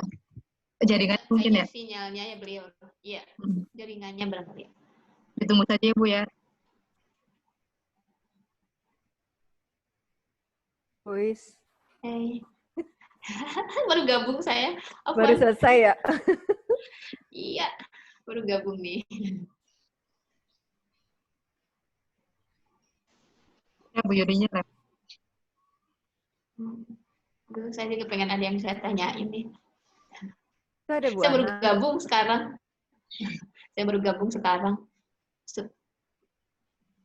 Baru ikut ininya kuliahnya sekarang atau prosesnya belum pernah ikut, jadi rada-rada menyimak dulu nih.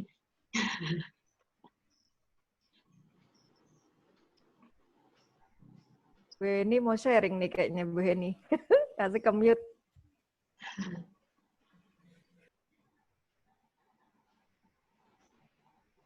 Mungkin boleh nanya-nanya barangkali ya, sambil menunggu Bu Yuli.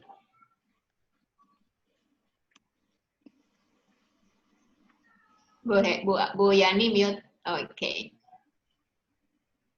Ada Bu Ana kan?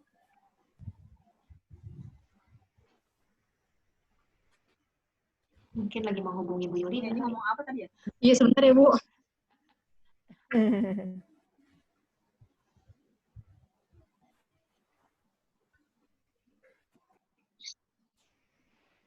ada siapa aja?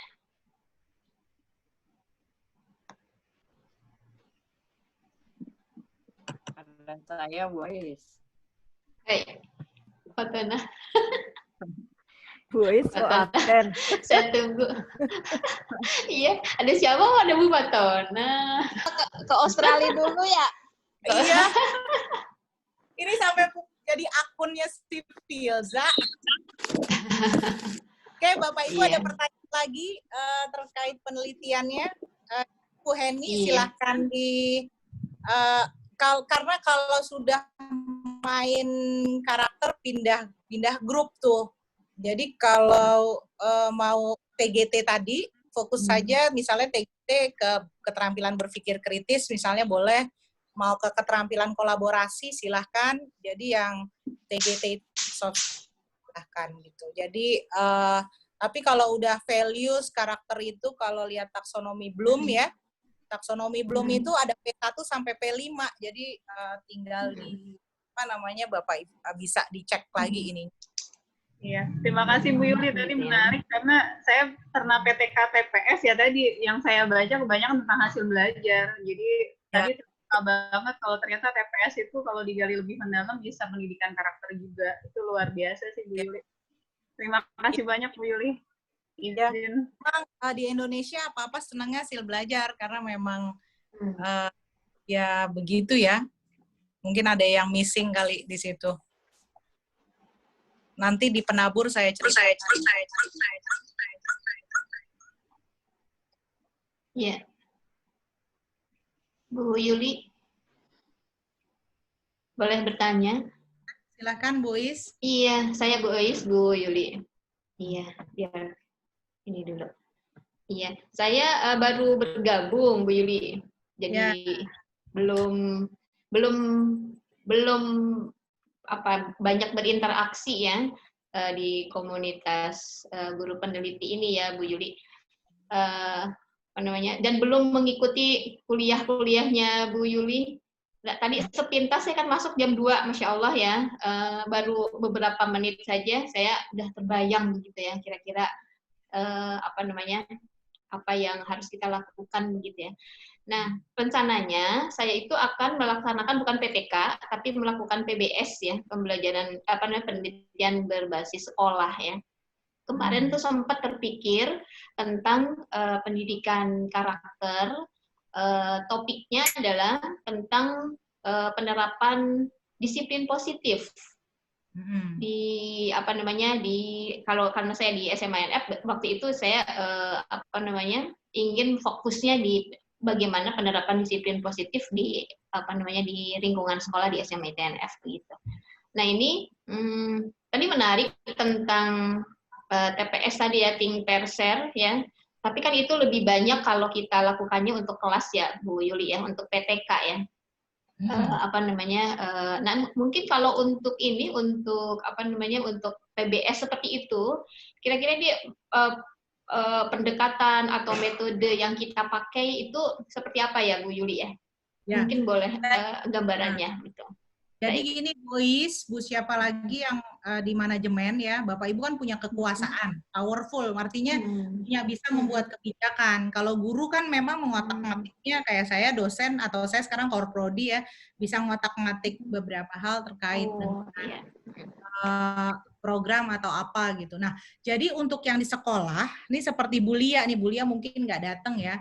Jadi untuk yang di sekolah, silakan misalnya Bapak Ibu punya program apa. Tapi kan selama ini programnya nggak pernah mungkin tidak dievaluasi dengan baik kan. Bener nggak? Jangan-jangan punya program banyak, tapi kita nggak pernah berpikir, nih program saya secara pondasi konstruksi bener nggak? Pertama itu. Terus yang kedua, jadi ada nih namanya evaluasi program juga. Jadi bener nggak program ini ada dampaknya ke anak-anak? Kayak di lab school saya sering bilang, wow lab school kan ekskulnya banyak. Tapi benarkah ekskul yang kayak lab scare misalnya, lab scare benar nggak punya dampak terhadap siswanya? Mungkin bisa di kuesioner bisa disebarkan, benar nggak anak-anak lab school pas ke desa itu dia punya awareness-nya? Mungkin guru-guru bilang iya punya kok pas ditanya, tapi mana datanya gitu. Jadi sebenarnya sudah baik. hanya belum dikumpulkan. Jadi kalau Bu Is punya program apa disiplin yang selama ini disiplinnya sekarang harus ada namanya Bu. Harus bikin model. Model maksudnya gini, disiplin yang saya terapkan misalnya saya punya model isi O, I-nya apa, C-nya apa, O-nya apa. Nah nanti dan masing-masing itu punya alasan ya kenapa saya harus begini, kenapa harus begini. Terus nanti dicek, cek ke guru, cek ke siswa, cek kepada pimpinan sekolah, pakai apa? Wawancara aja. Terus saya mau bikin kuesioner terbuka, silahkan. Asal nanti misalnya konstruk ke kita ngecek, ini kayaknya bener nih Bu, atau mungkin harus diperdalam lagi gitu. Jadi saya pikir itu lebih aplikatif, lakukan yang memang sudah Bu Is lakukan, ya. Jadi nggak usah buat yang baru. Bu Lili udah lakukan apa, Bu Yani udah, Bu Muji buat apa, Bu Lilis buat apa, silahkan. Jadi Bu Hermeta juga buat apa, silahkan. Jadi lebih lebih sesuai. Kemudian nanti tinggal kita evaluasi cara ngambil data. Jadi kita punya bukti. Nih selama ini Bu Is bikin disiplin ya ada buktinya loh, emang ini dampak loh. Jadi mungkin buat yayasan jadi gini, program ini memang harus disupport gitu. Jadi kalau perlu buat tadi ya reflektif atau buat apa, anak kok ngerasa, atau jangan-jangan disiplinnya selama ini terlalu keras, jadi malah bukan akhirnya mengembangkan secara internal motivasi, jadi lebih ketika sistem itu lepas, anak ya balik lagi gitu. Berarti kan akhirnya bukan hal yang terinternalisasi dengan baik gitu. Itu juga yang saya sampaikan ke Bu Lia ya. Jadi Bapak Ibu, kenapa saya minta pertemuan hari ini? Paling tidak semua punya ide dulu, kepikir, Bu Imas dan sebagainya, Rifai juga udah kepikir.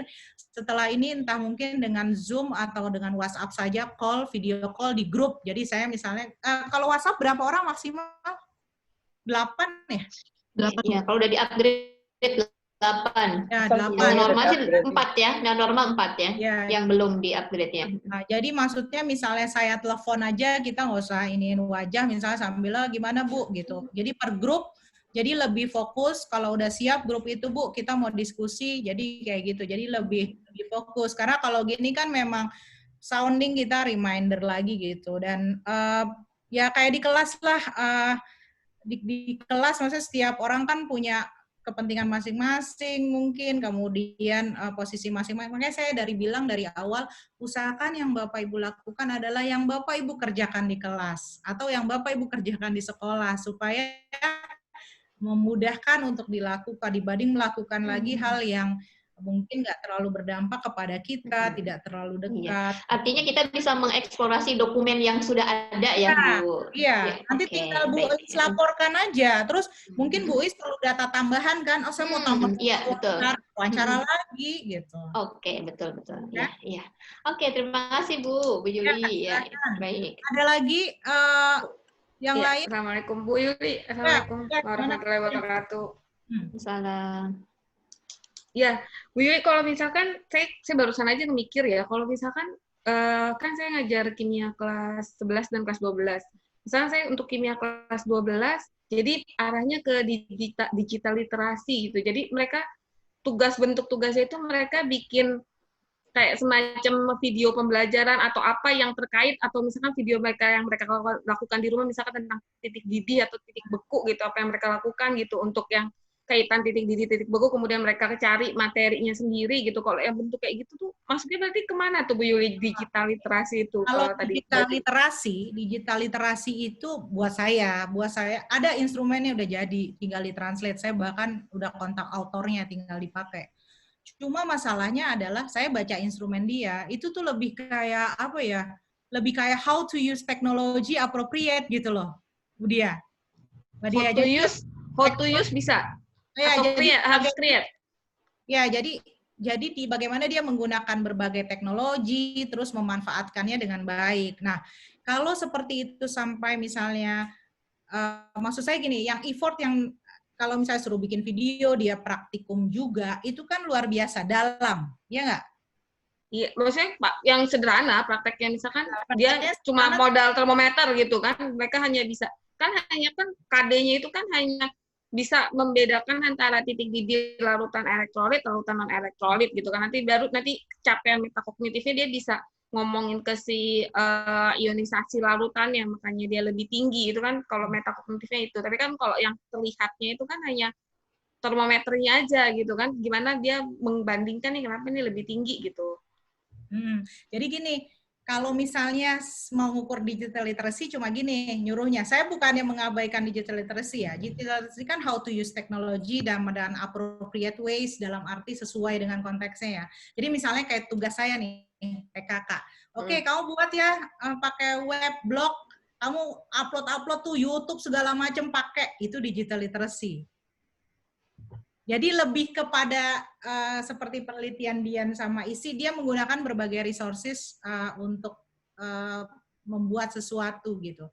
Tapi kalau yang praktikum tadi, praktikum Budiah itu lebih jauh lagi, jadi lebih ke critical thinking gitu loh. Jadi lebih dalam daripada itu, lebih bermakna dibanding digital literacy. Oh gitu. Jadi kalau misalnya kalau digital literacy misalnya kita bebasin, oke, kamu buat blog ya, jadi outputnya itu adalah yang kita pastikan dia menggunakan berbagai resources dari penggunaan teknologi. Dan biasanya digital literacy ini dia biasanya yaitu ya lebih ke pemahaman dengan penggunaan teknologi dibanding kimia dan critical thinking-nya masuk.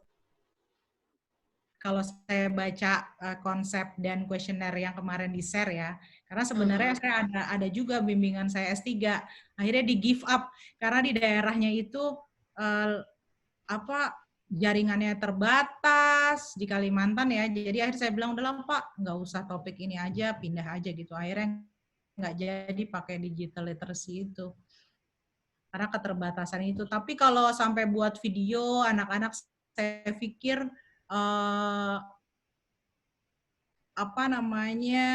lebih ke critical thinking, ke creative thinking, ke literasi kimia mungkin lebih pas gitu. Karena yang dipakai cuma apa? Video kan? Berapa teknologi yang dia pakai?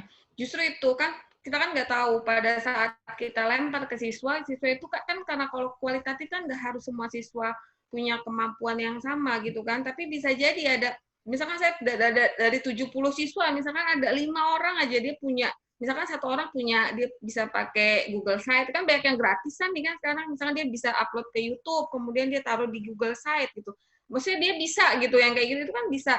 Kalau menurut saya justru kayaknya menarik nih, jangan-jangan malah canggihan mereka gitu daripada saya gitu. Jangan justru saya nanti malah jadi saya sekelasnya 70 orang malah jadi belajar ke dia gitu. Saya justru berpikirnya itu gitu. Karena kalau dalam kondisi kayak gini, kalau yang ini kayaknya nggak dapet, kalau yang kaitannya sama yang terlalu dalam ke ilmunya kayak agak sulit gitu, karena saya juga nggak tahu nanti yang ngisi bener mereka atau enggak gitu. Tapi kalau di digital literasi kan dia akan memaparkan gitu, ini tuh caranya seperti ini. Jadi dia yang akan secara, misalkan dalam beberapa pertemuan mungkin bisa jadi dia mengambil alih dan dia ngajarin ke kita semua gitu, berbagi ilmunya dia gitu. Kadang-kadang ada anak yang seperti itu soalnya. Jadi yang Budia sampaikan itu bukan tadi praktikumnya. Berarti kita nggak bilang itu praktikum. Kita nggak bilang dia bikin video praktikum. Jadi silakan Anda gunakan. Jadi kalau project base nih, jadi guru, dari awal semua deskripsinya harus udah jelas. Misalnya gini, saya minta Anda bikin sebuah produk bebas, mau video, mau web, mau apa, pokoknya ambil satu topik kimia, kemudian saya minta Anda jelaskan tentang topik itu. Misal, sifat asam basa. Dia mau pakai video YouTube, dia mau pakai ada virtual lab, dia mau pakai apa, itu namanya digital literacy. Tapi kalau udah kita bilang, oke, Anda buat praktikum, terus divideokan. Oh gitu ya. Berarti dibebaskan dulu, berarti kalau misalkan saya mau ke digital literasi, saya bebaskan dulu tugasnya gitu kan, mereka bebas.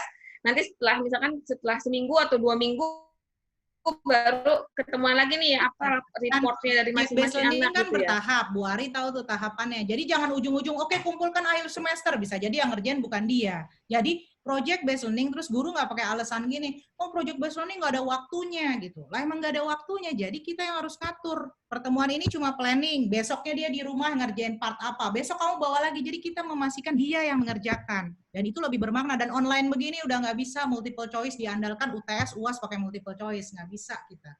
Kita nggak bisa ngukur anak itu benar-benar atau enggak, kecuali Bapak Ibu sekolahnya punya smart classroom ya, yang bisa ngeblok dia akses ke web mana aja, yang bisa melihat dia memang mengerjakan cuma fokus ke situ dengan waktu segitu selesai gitu. Kalau enggak ya kita bukan fokus ke produk ya, kita bukan fokus ke sumatif aja nih, kita lagi mikirin namanya CATS, Classroom Assessment Teknik yang udah saya share di grup waktu itu. Maaf Bu Yuli, menyela Gitu. sebentar. Ya. Apa namanya, yang seperti disampaikan Bu Dia itu baru kepikiran. Berarti bisa kolaborasi sama Bu Dia, sama-sama ngajar kelas 12. Kelas 11 dan kelas 12. Surabaya dan Jakarta. Gak apa-apa Bu, nanti sampelnya beda nggak boleh ya Bu ya? Boleh, tapi kan judulnya sama. Judulnya maksudnya tinggal nanti di ini kan, yang satu di konteks ini kan beda itu pasti hasilnya. Iya, saya tertarik dengan apa yang disampaikan Bu Dia itu ya Bu, nyambung sedikit itu. Apa yang disampaikan Bu Dia itu mungkin ini aja ya, mungkin sharing aja ya Bu Dia ya. Apa yang disampaikan Bu Dia itu kalau menurut saya kalau anak-anak bisa sampai membuktikan bahwa larutan elektrolit itu punya titik didih yang lebih tinggi misalkan ya dengan percobaannya dia sendiri sampai dia mulai dari ngeset apa namanya percobaan di awal sampai di akhirnya menyimpulkan terus kemudian mengkomunikasikan dan membuat reportnya berupa video kemudian diupload itu menurut saya sangat luar biasa dan pembahasannya itu dalamnya kalau menurut saya itu computational thinking Bu. Jadi kemarin kebetulan habis ikut workshopnya P4TK IPA itu semacam seperti itu yang diajarkan ke kami gitu loh. Jadi anak itu mulai dari merumuskan masalah, kemudian menarik masalah yang kompleks menjadi masalah yang sederhana, melakukan urutan berdasarkan prosedur yang sistematis sampai akhirnya menarik pola. Terus kemudian mereka menggunakan sosial media berupa video storytelling dan sebagainya itu sangat menarik Bu diteliti seperti itu.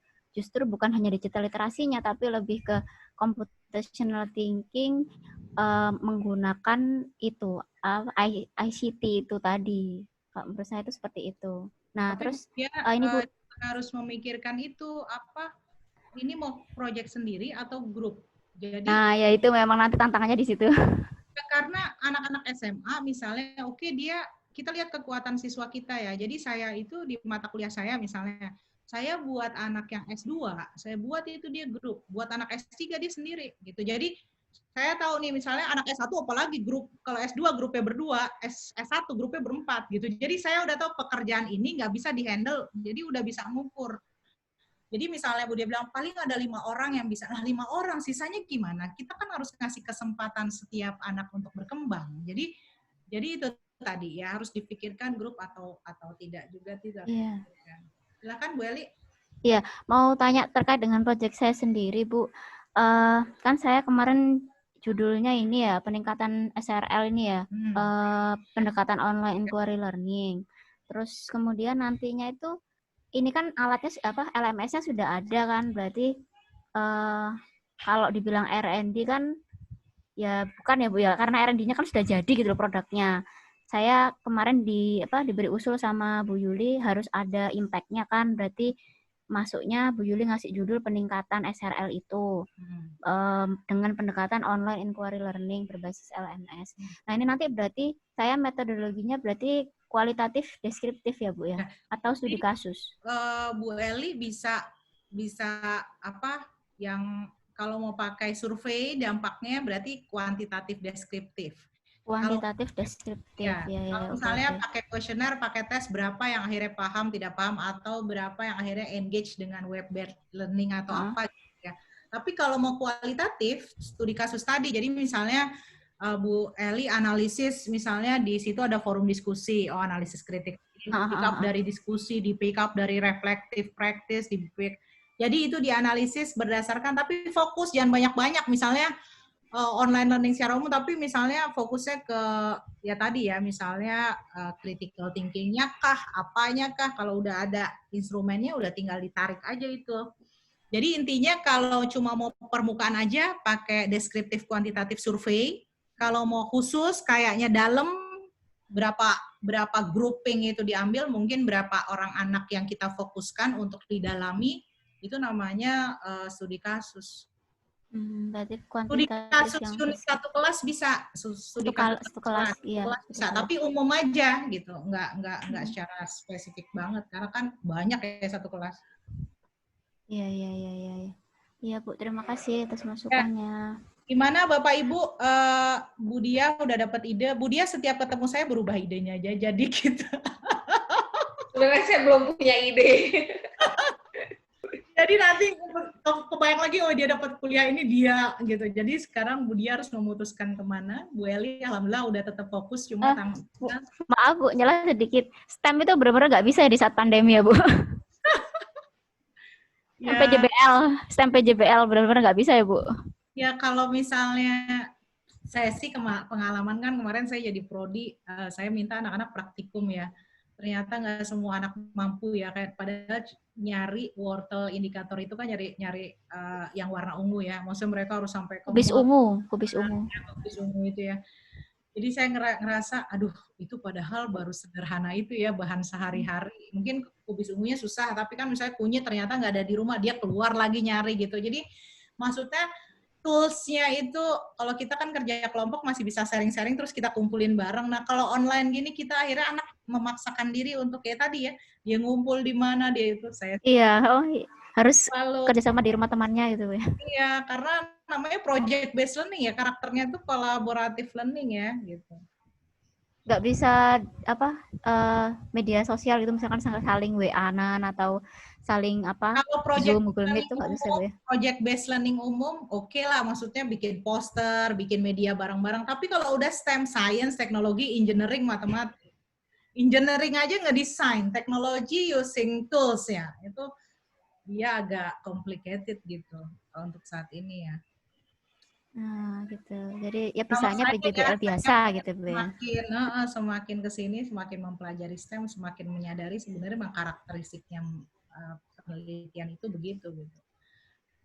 Bu Yani, harus STEM itu berarti harus face to face ya Bu ya berarti. Iya, harus kolaboratif dan toolsnya itu sih saya melihatnya kita menyulitkan nggak ya, terus anak-anak malah jadi sibuk mikirin yang penting jadi di ujung gitu atau gimana, kan kita nggak ngelihat terlalu ini ya, karena STEM-nya itu kalau proyeknya mungkin kita bisa modifikasi, misalnya bikin survei. Saya mata kuliah saya sebagian besar proyek semua, tapi bukan proyek STEM. Kayak misalnya proyek penelitian survei, proyek identifikasi miskonsepsi bikin media, tapi kan proyek dia ambil itu gitu. Bu Yani, Bu Tias, Rifai, Bu Fatona, Imas. Bu, boleh Bu? Iya, gimana? Rifai? Iya Bu, boleh Bu, mau diskusi sebentar. Terima kasih Bu Yuli. Ada dua yang ingin ditanyakan sih Bu ya. Yang pertama itu kan saya waktu kegiatan webinar itu ada dapat ini Bu, virtual lab seperti itu. Dan saya sudah download namanya Cem Kolektif kalau nggak salah Bu ya. Cem Kolektif. Nah, saya sudah coba juga di komputer. Nah, nanti untuk penelitiannya itu berarti dampak penggunaan media itu terhadap keterampilan analisis bisa nggak Bu kira-kira Bu? Itu pertanyaan yang pertama sih ya. Terus kalau yang kedua tadi sambil diskusi juga sama Bu Risma mengenai kegiatan di lab school kan banyak banget gitu ya Bu ya. Jadi misalnya di SMP ada kegiatan sakti gitu kan yang ke desa-desa, terus kalau SMA juga ada kegiatan trip observasi yang ke desa juga seperti itu, dan homestay selama berapa hari. Nah itu kira-kira kita juga bisa meneliti karakter siswa di situ gimana Bu? Tapi kan yang kita teliti siswa yang sudah pernah mengikuti Bu, karena kalau yang sekarang yang akan datang kan di cancel nih Bu kegiatannya di semester ke depan seperti itu. Itu bagaimana Bu ya? Dua pertanyaan itu sih yang mau ditanyakan. Oke. Pertama yang pertanyaan aplikasi yang Rifai mau gunakan, saya mikirnya gini, sekarang Bu Risma sama Rifai ya entah ya, saya entah bikinnya Google Site, entah bikinnya dikumpulin mulai sekarang. Jadi nggak cuma tadi satu aplikasi itu. Jadi misalnya Asam Bahasa ada link aplikasi itu, terus misalnya Soloid ada link aplikasi apa. Jadi atau per aplikasi. Jadi gimana tuh cara? Jadi nggak cuma pakai satu, tapi itu nanti dikumpulin semua aplikasi yang udah tinggal open source. Jadi lab school mau pakai siapapun dalam konteks sudah dikumpulkan ada di situ, yang pertama. Nah sekarang aplikasinya dampaknya ke apa. Itu bebas RIFAI. Jadi misalnya mau ke analisis, berarti RIFAI harus baca dulu teori analytical thinking itu gimana. Nyambung nggak sama media. Jangan-jangan media ini nggak support analytical thinking. Jadi baca dulu teori analytical thinking, baca lagi aplikasi virtual lab-nya apa, nyambung nggak? Tapi harus kualitatif. Kenapa harus kualitatif? Karena penelitian ini kan belum ada, maksudnya baru ini kan. Jadi kita memang harus mengeksplorasinya seperti itu gitu. Tapi kalau misalnya mau pakai instrumen survei ya silakan. Tapi kalau pakai true eksperimen, yang satu nggak pakai media, yang satu pakai media, itu nggak bisa. Karena teori penelitian sebelumnya tuh belum established gitu. Nah sekarang Bu Risma sama RIFAI terkait kegiatan di lab school boleh. Jadi lab school itu kan banyak sekali. Jadi misalnya analisis kegiatan saksi gitu kan. Nanti berarti yang diinterview dari kepala sekolah pendapatnya gimana, terus anak-anaknya gimana, tapi harus fokus. Jadi bisa aja sih sebenarnya umum dulu evaluasi programnya, dampaknya seperti apa. Atau fokus langsung gini, dampak program ini terhadap apanya siswa, karakter siswa. Terus jadi nanti dari wawancara, fokusnya ke karakter aja. Jadi nanya, memang karakter yang menurut Pak siapa sekarang kepala sekolahnya lupa? Pak Ali dan Pak Taufik kalau SMP. Pak Ali, misalnya Pak Ali sama Pak Taufik, gimana dampak yang menurut Pak Taufik, listnya ini, menurut Pak Ali gini. Terus menurut siswa ternyata nggak kayak gitu, siswa cuma segini. Nah, itu kita bisa analisis. Jadi bisa aja. Jadi memang, tapi karena lagi-lagi nggak ada penelitian sebelumnya, ya harus kualitatif dulu. Nanti kalau sudah establish, penelitiannya udah terbukti, baru kita besoknya hubungan antara saksi dengan pembentukan karakter siswa apa. Ya silahkan. Siswanya boleh yang udah pernah mengikuti Bu ya, maksudnya boleh. Pasti boleh. Itu yang sudah mengikuti karena kita mau mengeksplorasi. Dan saya yakin tuh bermakna sebenarnya, cuma nggak ada datanya. Betul Bu. Dan itu bisa jadi contoh buat sekolah-sekolah lain. Jadi sekolah lain, lab school yang saksi kayak gini. Jadi nanti di jurnalnya itu ada deskripsi kegiatannya apa aja, gitu-gitu. Jadi kan fotonya pasti banyak banget lah, kalau foto mah pasti ada. Tapi dengan izin ya, kalau foto saya tanya dulu, boleh nggak dipakai fotonya? Bu Lilis tadi mau tanya, Bu Lilis gimana? Iya Bu Yuli, jelas suaranya Bu? Sangat jelas. Ini kok semua rapat kerja nih, Nef? Ini bukan Nef ya? Maaf ya Bu, belum diganti nih PP-nya. Iya Bu Yuli, langsung aja ya. Untuk penelitian saya, itu gambarannya rencananya belum berubah sih Bu, dari awal ya, di manajemen tadi, terkait pengaruh pelayanan PJJ ya, terhadap kepuasan orang tua. Nah, dari beberapa jurnal yang saya baca itu, biasanya sih itu yang saya baca tentang pelayanan di pemerintahan, kemudian di perusahaan jasa, begitu ya. Nah, ini kan saya belum nemu yang pendidikan, tapi sudah terbayang gitu di saya. Nah, pendidikan juga kan kita memberikan pelayanan kepada orang tua. Jadi pengen melihat gimana nih kepuasan orang tua sebenarnya terhadap pelayanan selama PJJ ini gitu dengan yang disajikan oleh sekolah. Jadi dimensi-dimensinya saya sudah lihat, sudah ada dari dimensi dari pelayanan sama dari kepuasan itu.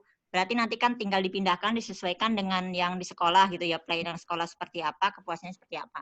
Benar. Terus kemudian untuk nanti populasinya menurut Bu Yuli kira-kira seperti apa nih? Kan nanti gambarannya pasti kalau di era seperti ini yang memudahkan kita bisa Google Form ya seperti itu dan lebih praktis juga seperti itu.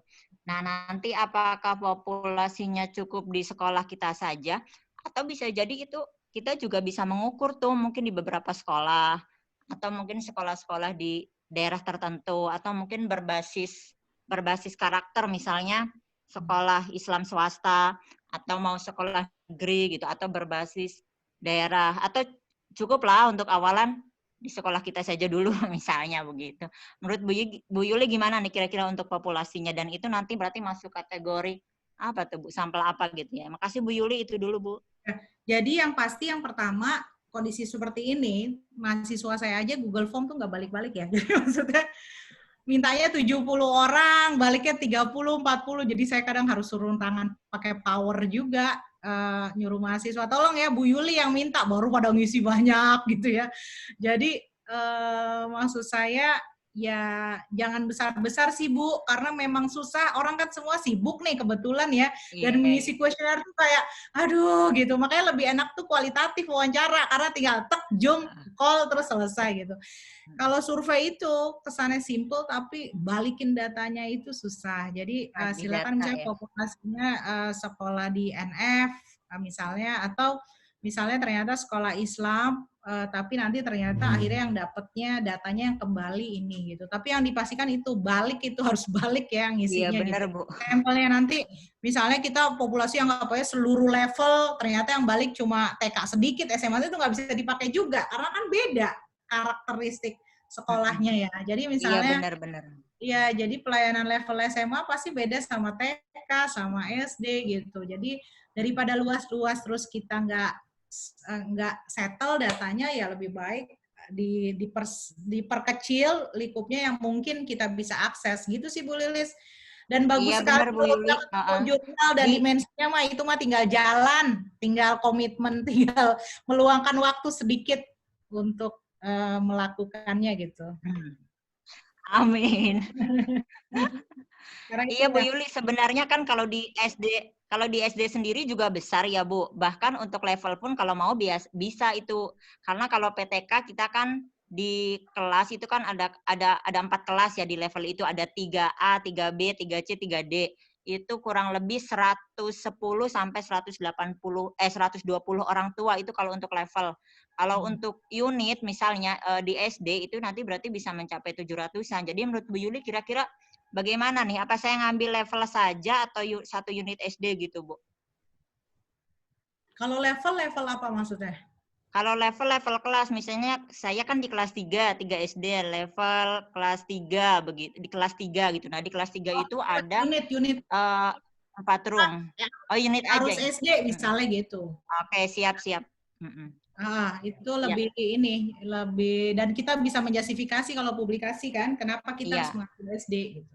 Betul. Siap Bu Yuli, terima kasih Bu Yuli. Assalamualaikum. Ada lagi Bapak Ibu? Bapak Bapaknya udah pergi ya?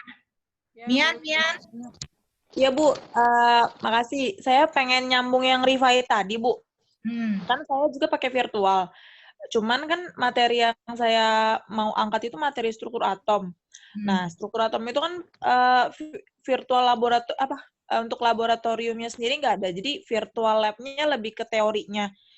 Jadinya kayak lebih ke simulasi. Oh, itu bukan virtual lab, namanya virtual reality bukan? Nah, tadinya juga saya ragu bukan. Nah, terus saya baca jurnal juga. Jadi mereka di jurnal tersebut dia tuh bilang kalau virtual lab itu ada 2, yang satu itu basisnya teori, yang kedua basisnya eksperimen. Oh, itu mah komputasi kimia yang virtual basisnya teori itu jadi memprediksi, kemudian dia mensimulasi gitu. Jadi kayak gitu. Tapi kalau yang struktur atom lebih bagus virtual reality. Nanti saya share deh aplikasi bimbingan saya tuh. Dia bagus banget penelitiannya, tapi memang yang diukur kemampuan spasial, Mian. Ngebayangin ya spasial ya, Bu, kalau nggak salah. Dia ngebayangin molekulnya yang di belakang siapa, yang di depan siapa gitu. Oh iya. Aplikasinya Google bayarnya 27.000. Kenapa? Bayarnya 27.000 kalau mau molekul lebih banyak. Kalau molekulnya sedikit ada free, tapi kalau mau lengkap 27.000. Oh. Jadi nanti akses ya Bu, mau lihat. Jadi ini kita misalnya BF3, nanti dia bergerak gitu. Bergerak molekulnya, nanti anak bisa ngelihat BF3 tuh kayak gitu. Jadi tinggal pakai HP-nya diginiin. Tapi kalau kayak gitu doang mah kayaknya yang free di internet juga banyak, Bu. Iya, tapi maksudnya di Chamscape kan juga banyak tuh bisa buat. Oh, tapi dia nggak buat. Dia itu dia tuh kayak kita memang berada touch di molekul itu. Menyentuh molekul itu, kayak dia emang di depan mata kita dan dia tuh kita kayak ngelihat realitanya molekul itu. Dan kalau bayar itu maksudnya bayar bayar supaya molekulnya lebih banyak gitu. Berarti saya jadi ganti bukan virtual lab bahasanya ya, tapi virtual reality. Tapi kalau mau pakai virtual lab ya praktikum aja, karena kalau komputasi anak-anak tuh, anak SMA nggak ya? Bermanfaat nggak ya? Kalau Mereka anak juga muda bisa nyoba semangat, sendiri. gimana Bu Mian? Mbak Mian? Mereka jadi bisa nyoba sendiri kan, Bu? Maksudnya kalau di kelas Juga saya bisa nyoba sendiri. Oh Milih iya. molekul gitu. Dan itu kan udah lama banget kompetisi itu. Jadi yang terbaru itu virtual reality. Nah, Yuli. Ya. Mia nanti saya kasih tahu aplikasinya. makasih ya, Bu. Ya, ya. Nanti Mian ketemu lagi sama saya Rabu. Gimana? Oh ya, ini ada Bu Tias, ada Bu Ugi, ada Bu Muji. Silakan Bu Tias dulu kali ya, sebelum Bu. Gimana Bu Tias? Bu Tias ada di Bima, ada di mana nih? Di Jakarta. Oh, di Jakarta. Oke, gimana? Ini Bu Yuli, kemarin kan saya coba mau neliti tentang penerapan model pembelajaran TIAS yang saya adopt dari PBL itu kan Bu Yuli. Cuman saya mau sisipin learning empatinya di situ, empatinya. Bagaimana caranya Bu Yuli? Terus nanti kalau saya teknik pengumpulan datanya pakai instrumen yang mana Bu Yuli? Pakai learning empati atau pembelajaran based learning itu, problem solving itu Bu Yuli? Jadi gini, kalau udah pembelajaran empati, berarti kan kita mengukur empati. Kalau mengukur empati, biasanya pakai proses. Jadi maksudnya empati itu bisa diukur pertama, misalnya si anak diminta merefleksikan, dia nulis sesuatu, ya kan? Tapi Bu Tias kan butuh pemahaman konsep, boleh dites konsepnya juga. Jadi pada saat bersamaan ngecek konsep, pada saat bersamaan juga ngecek empati, ya. Nah, terus ngecek empati gimana? Ada classroom assessment teknik. Wah, itu puluhan ya. Saya kalau ngasih kuliah bisa 2 jam sendiri tuh. Jadi, ada namanya polling opinion. Jadi, pakai klik juga. Misalnya gini, tapi pertanyaannya harus dilema. Jadi, misalnya, jika Anda jadi tadi ya masalah corona, apakah Anda akan berjualan di luar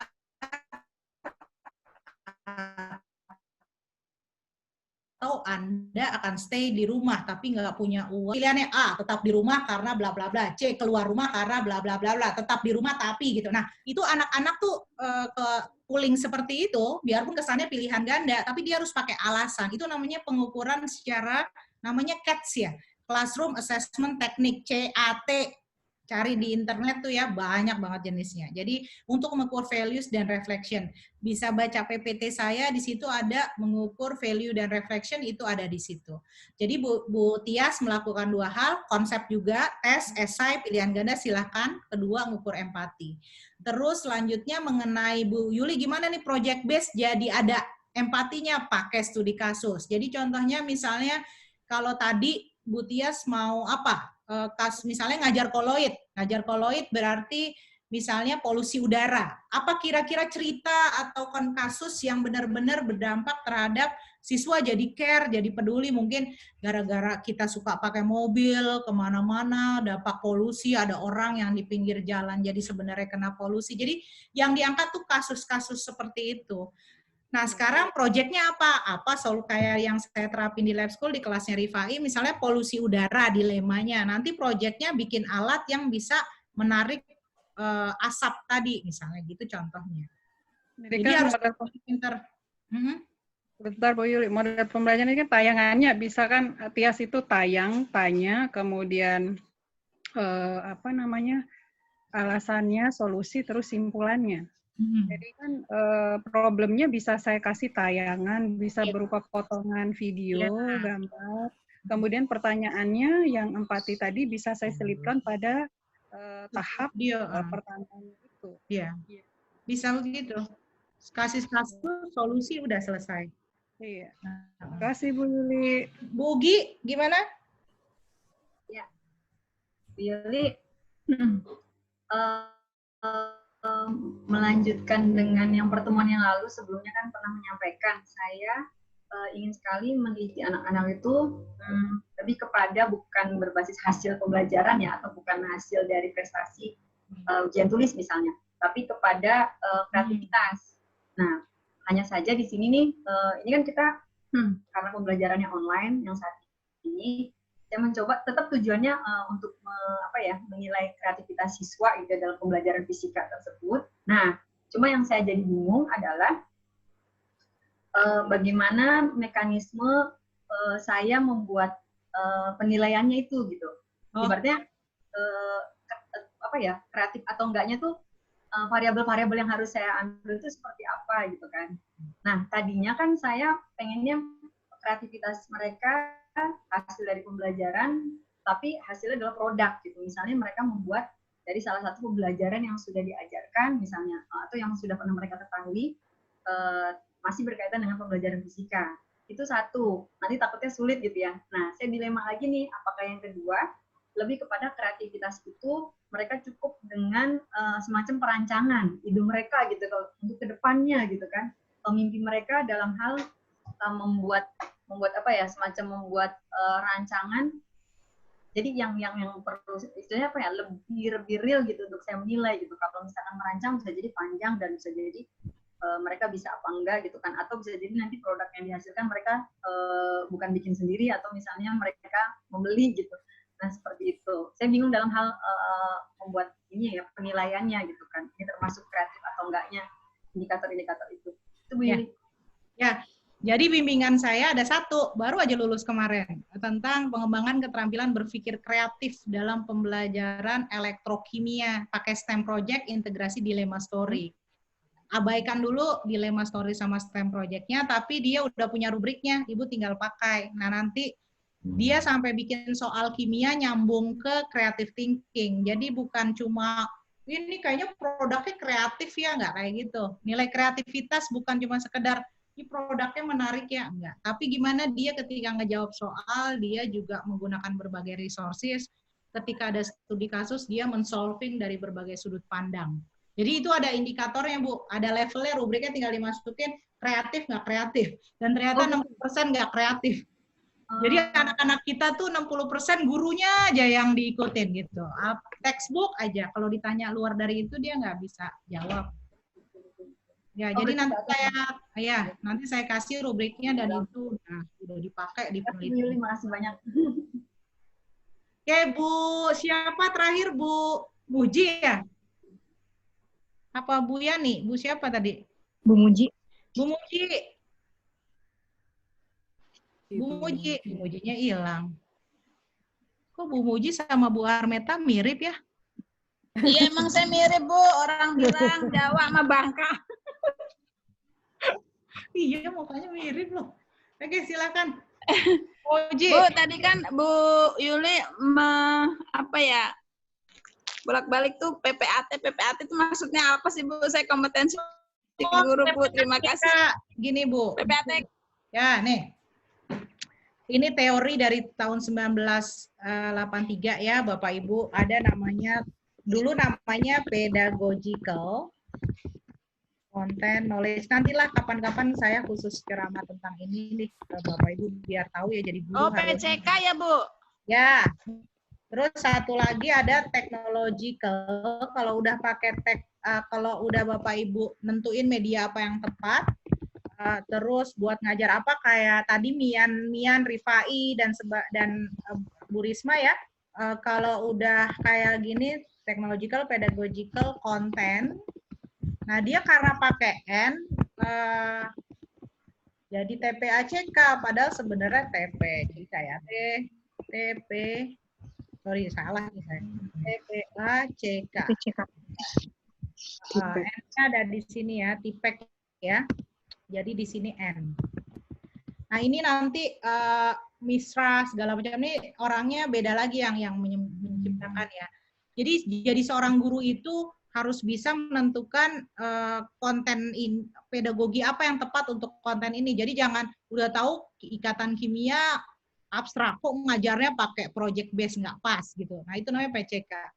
Kalau TPACK udah metodenya harus pas, teknologinya juga harus pas. Jadi yang Ibu ukur tuh ini, dan itu kuesionernya di mana-mana ada. Jadi Ibu bisa ngukur kemampuan guru pakai teknologi, ngukur guru netuin pedagogi yang tepat, mengukur kemampuan konten guru juga. Nah, yang konten ini harus dimodifikasi, karena kan guru matematika pasti kontennya beda sama sains gitu. Tapi kalau misalnya ibu judulnya khusus, TPACK calon guru, TPACK guru kimia, berarti kontennya kimia semua gitu. Tapi kalau teknologi sama pedagogi ini masih bisa digabungin, tapi kalau konten tuh harus spesifik kontennya materi itu, gitu Bu Muji. Kalau untuk bahasa Inggris cocoknya apa, Bu? Berarti kalau bahasa Inggrisnya sekarang pakai teknologi, ya berarti nanti tulis aja tinggal analisis kompetensi guru dengan ini ya, analisis tipek guru bahasa Inggris gitu di NF gitu. Udah, tinggal cek aja, nanti bagian instrumennya ada tes bahasa Inggrisnya juga. Jadi jangan-jangan guru-guru kita kekurangan ya konten itunya gitu, konten bahasa Inggrisnya gitu. Nanti saya kasih yang ada yang instrumennya aja umum, ada yang instrumennya udah ada khususnya tapi guru sains sih dia. Yang kemarin saya baca jurnalnya terakhir tentang bagaimana keterampilan guru ini mengkondak praktikum di lab. Kan nggak semua guru terampil juga kan, itu ada juga yang kayak gitu. Gitu Bu, nanti saya kasih. Nanti dengan pembimbingnya di kelompok masing-masing ya Bu? Ya, nanti saya rencananya setelah ini yang penting kita udah ketemu biarpun 20 orang ya, mudah-mudahan bisa mengajak 20, tadi 25 yang masuk, sekarang tinggal 20, nanti bisa ngajak yang lain yang masih belum, nanti di grupnya kalau udah siap, misalnya pas Bu Muji kelompoknya kompetensi guru, Bu Yuli kami mau diskusi gitu, nanti saya bisa pakai video call aja, nggak usah pakai Zoom kan, jadi yang lain nggak respon juga misalnya 2 yang pick up juga kan. Asik. Oke. Ya paling lebih ke gitu sih Bu, karena ini kan baru pertemuan kedua ya masih, tapi yang pasti ini udah mulai mau masuk sekolah, jadi tolong dipikirkan juga ininya gitu, apa namanya aktivitasnya yang bisa dilakukan gitu. Oke Bapak Ibu, rasanya udah cukup ya, nanti sisanya Bu Sherly mungkin nanti kita bisa diskusi sambil di WA juga, silahkan tanya-tanya gitu. Ya, terima kasih dan mudah-mudahan bermanfaat dan tetap semangat. Boleh buka videonya atau susah mau ngambil foto? Ana bisa screenshot? Bisa screenshot, Bu. Ya, mungkin ininya recordingnya udah kayaknya. Oke, kita foto dulu. 1, 2, saya. Oke. Dihitung ya, Bu. 1, 2, 3. Oke. Terima kasih banyak. Mohon maaf atas kekurangan. Ya, sama-sama Bu Yuli. Terima kasih. Terima kasih Bu Yuli. Sama-sama. Terima kasih Bu. Makasih, Sehat terus Bu. Terima kasih Bu Yuli.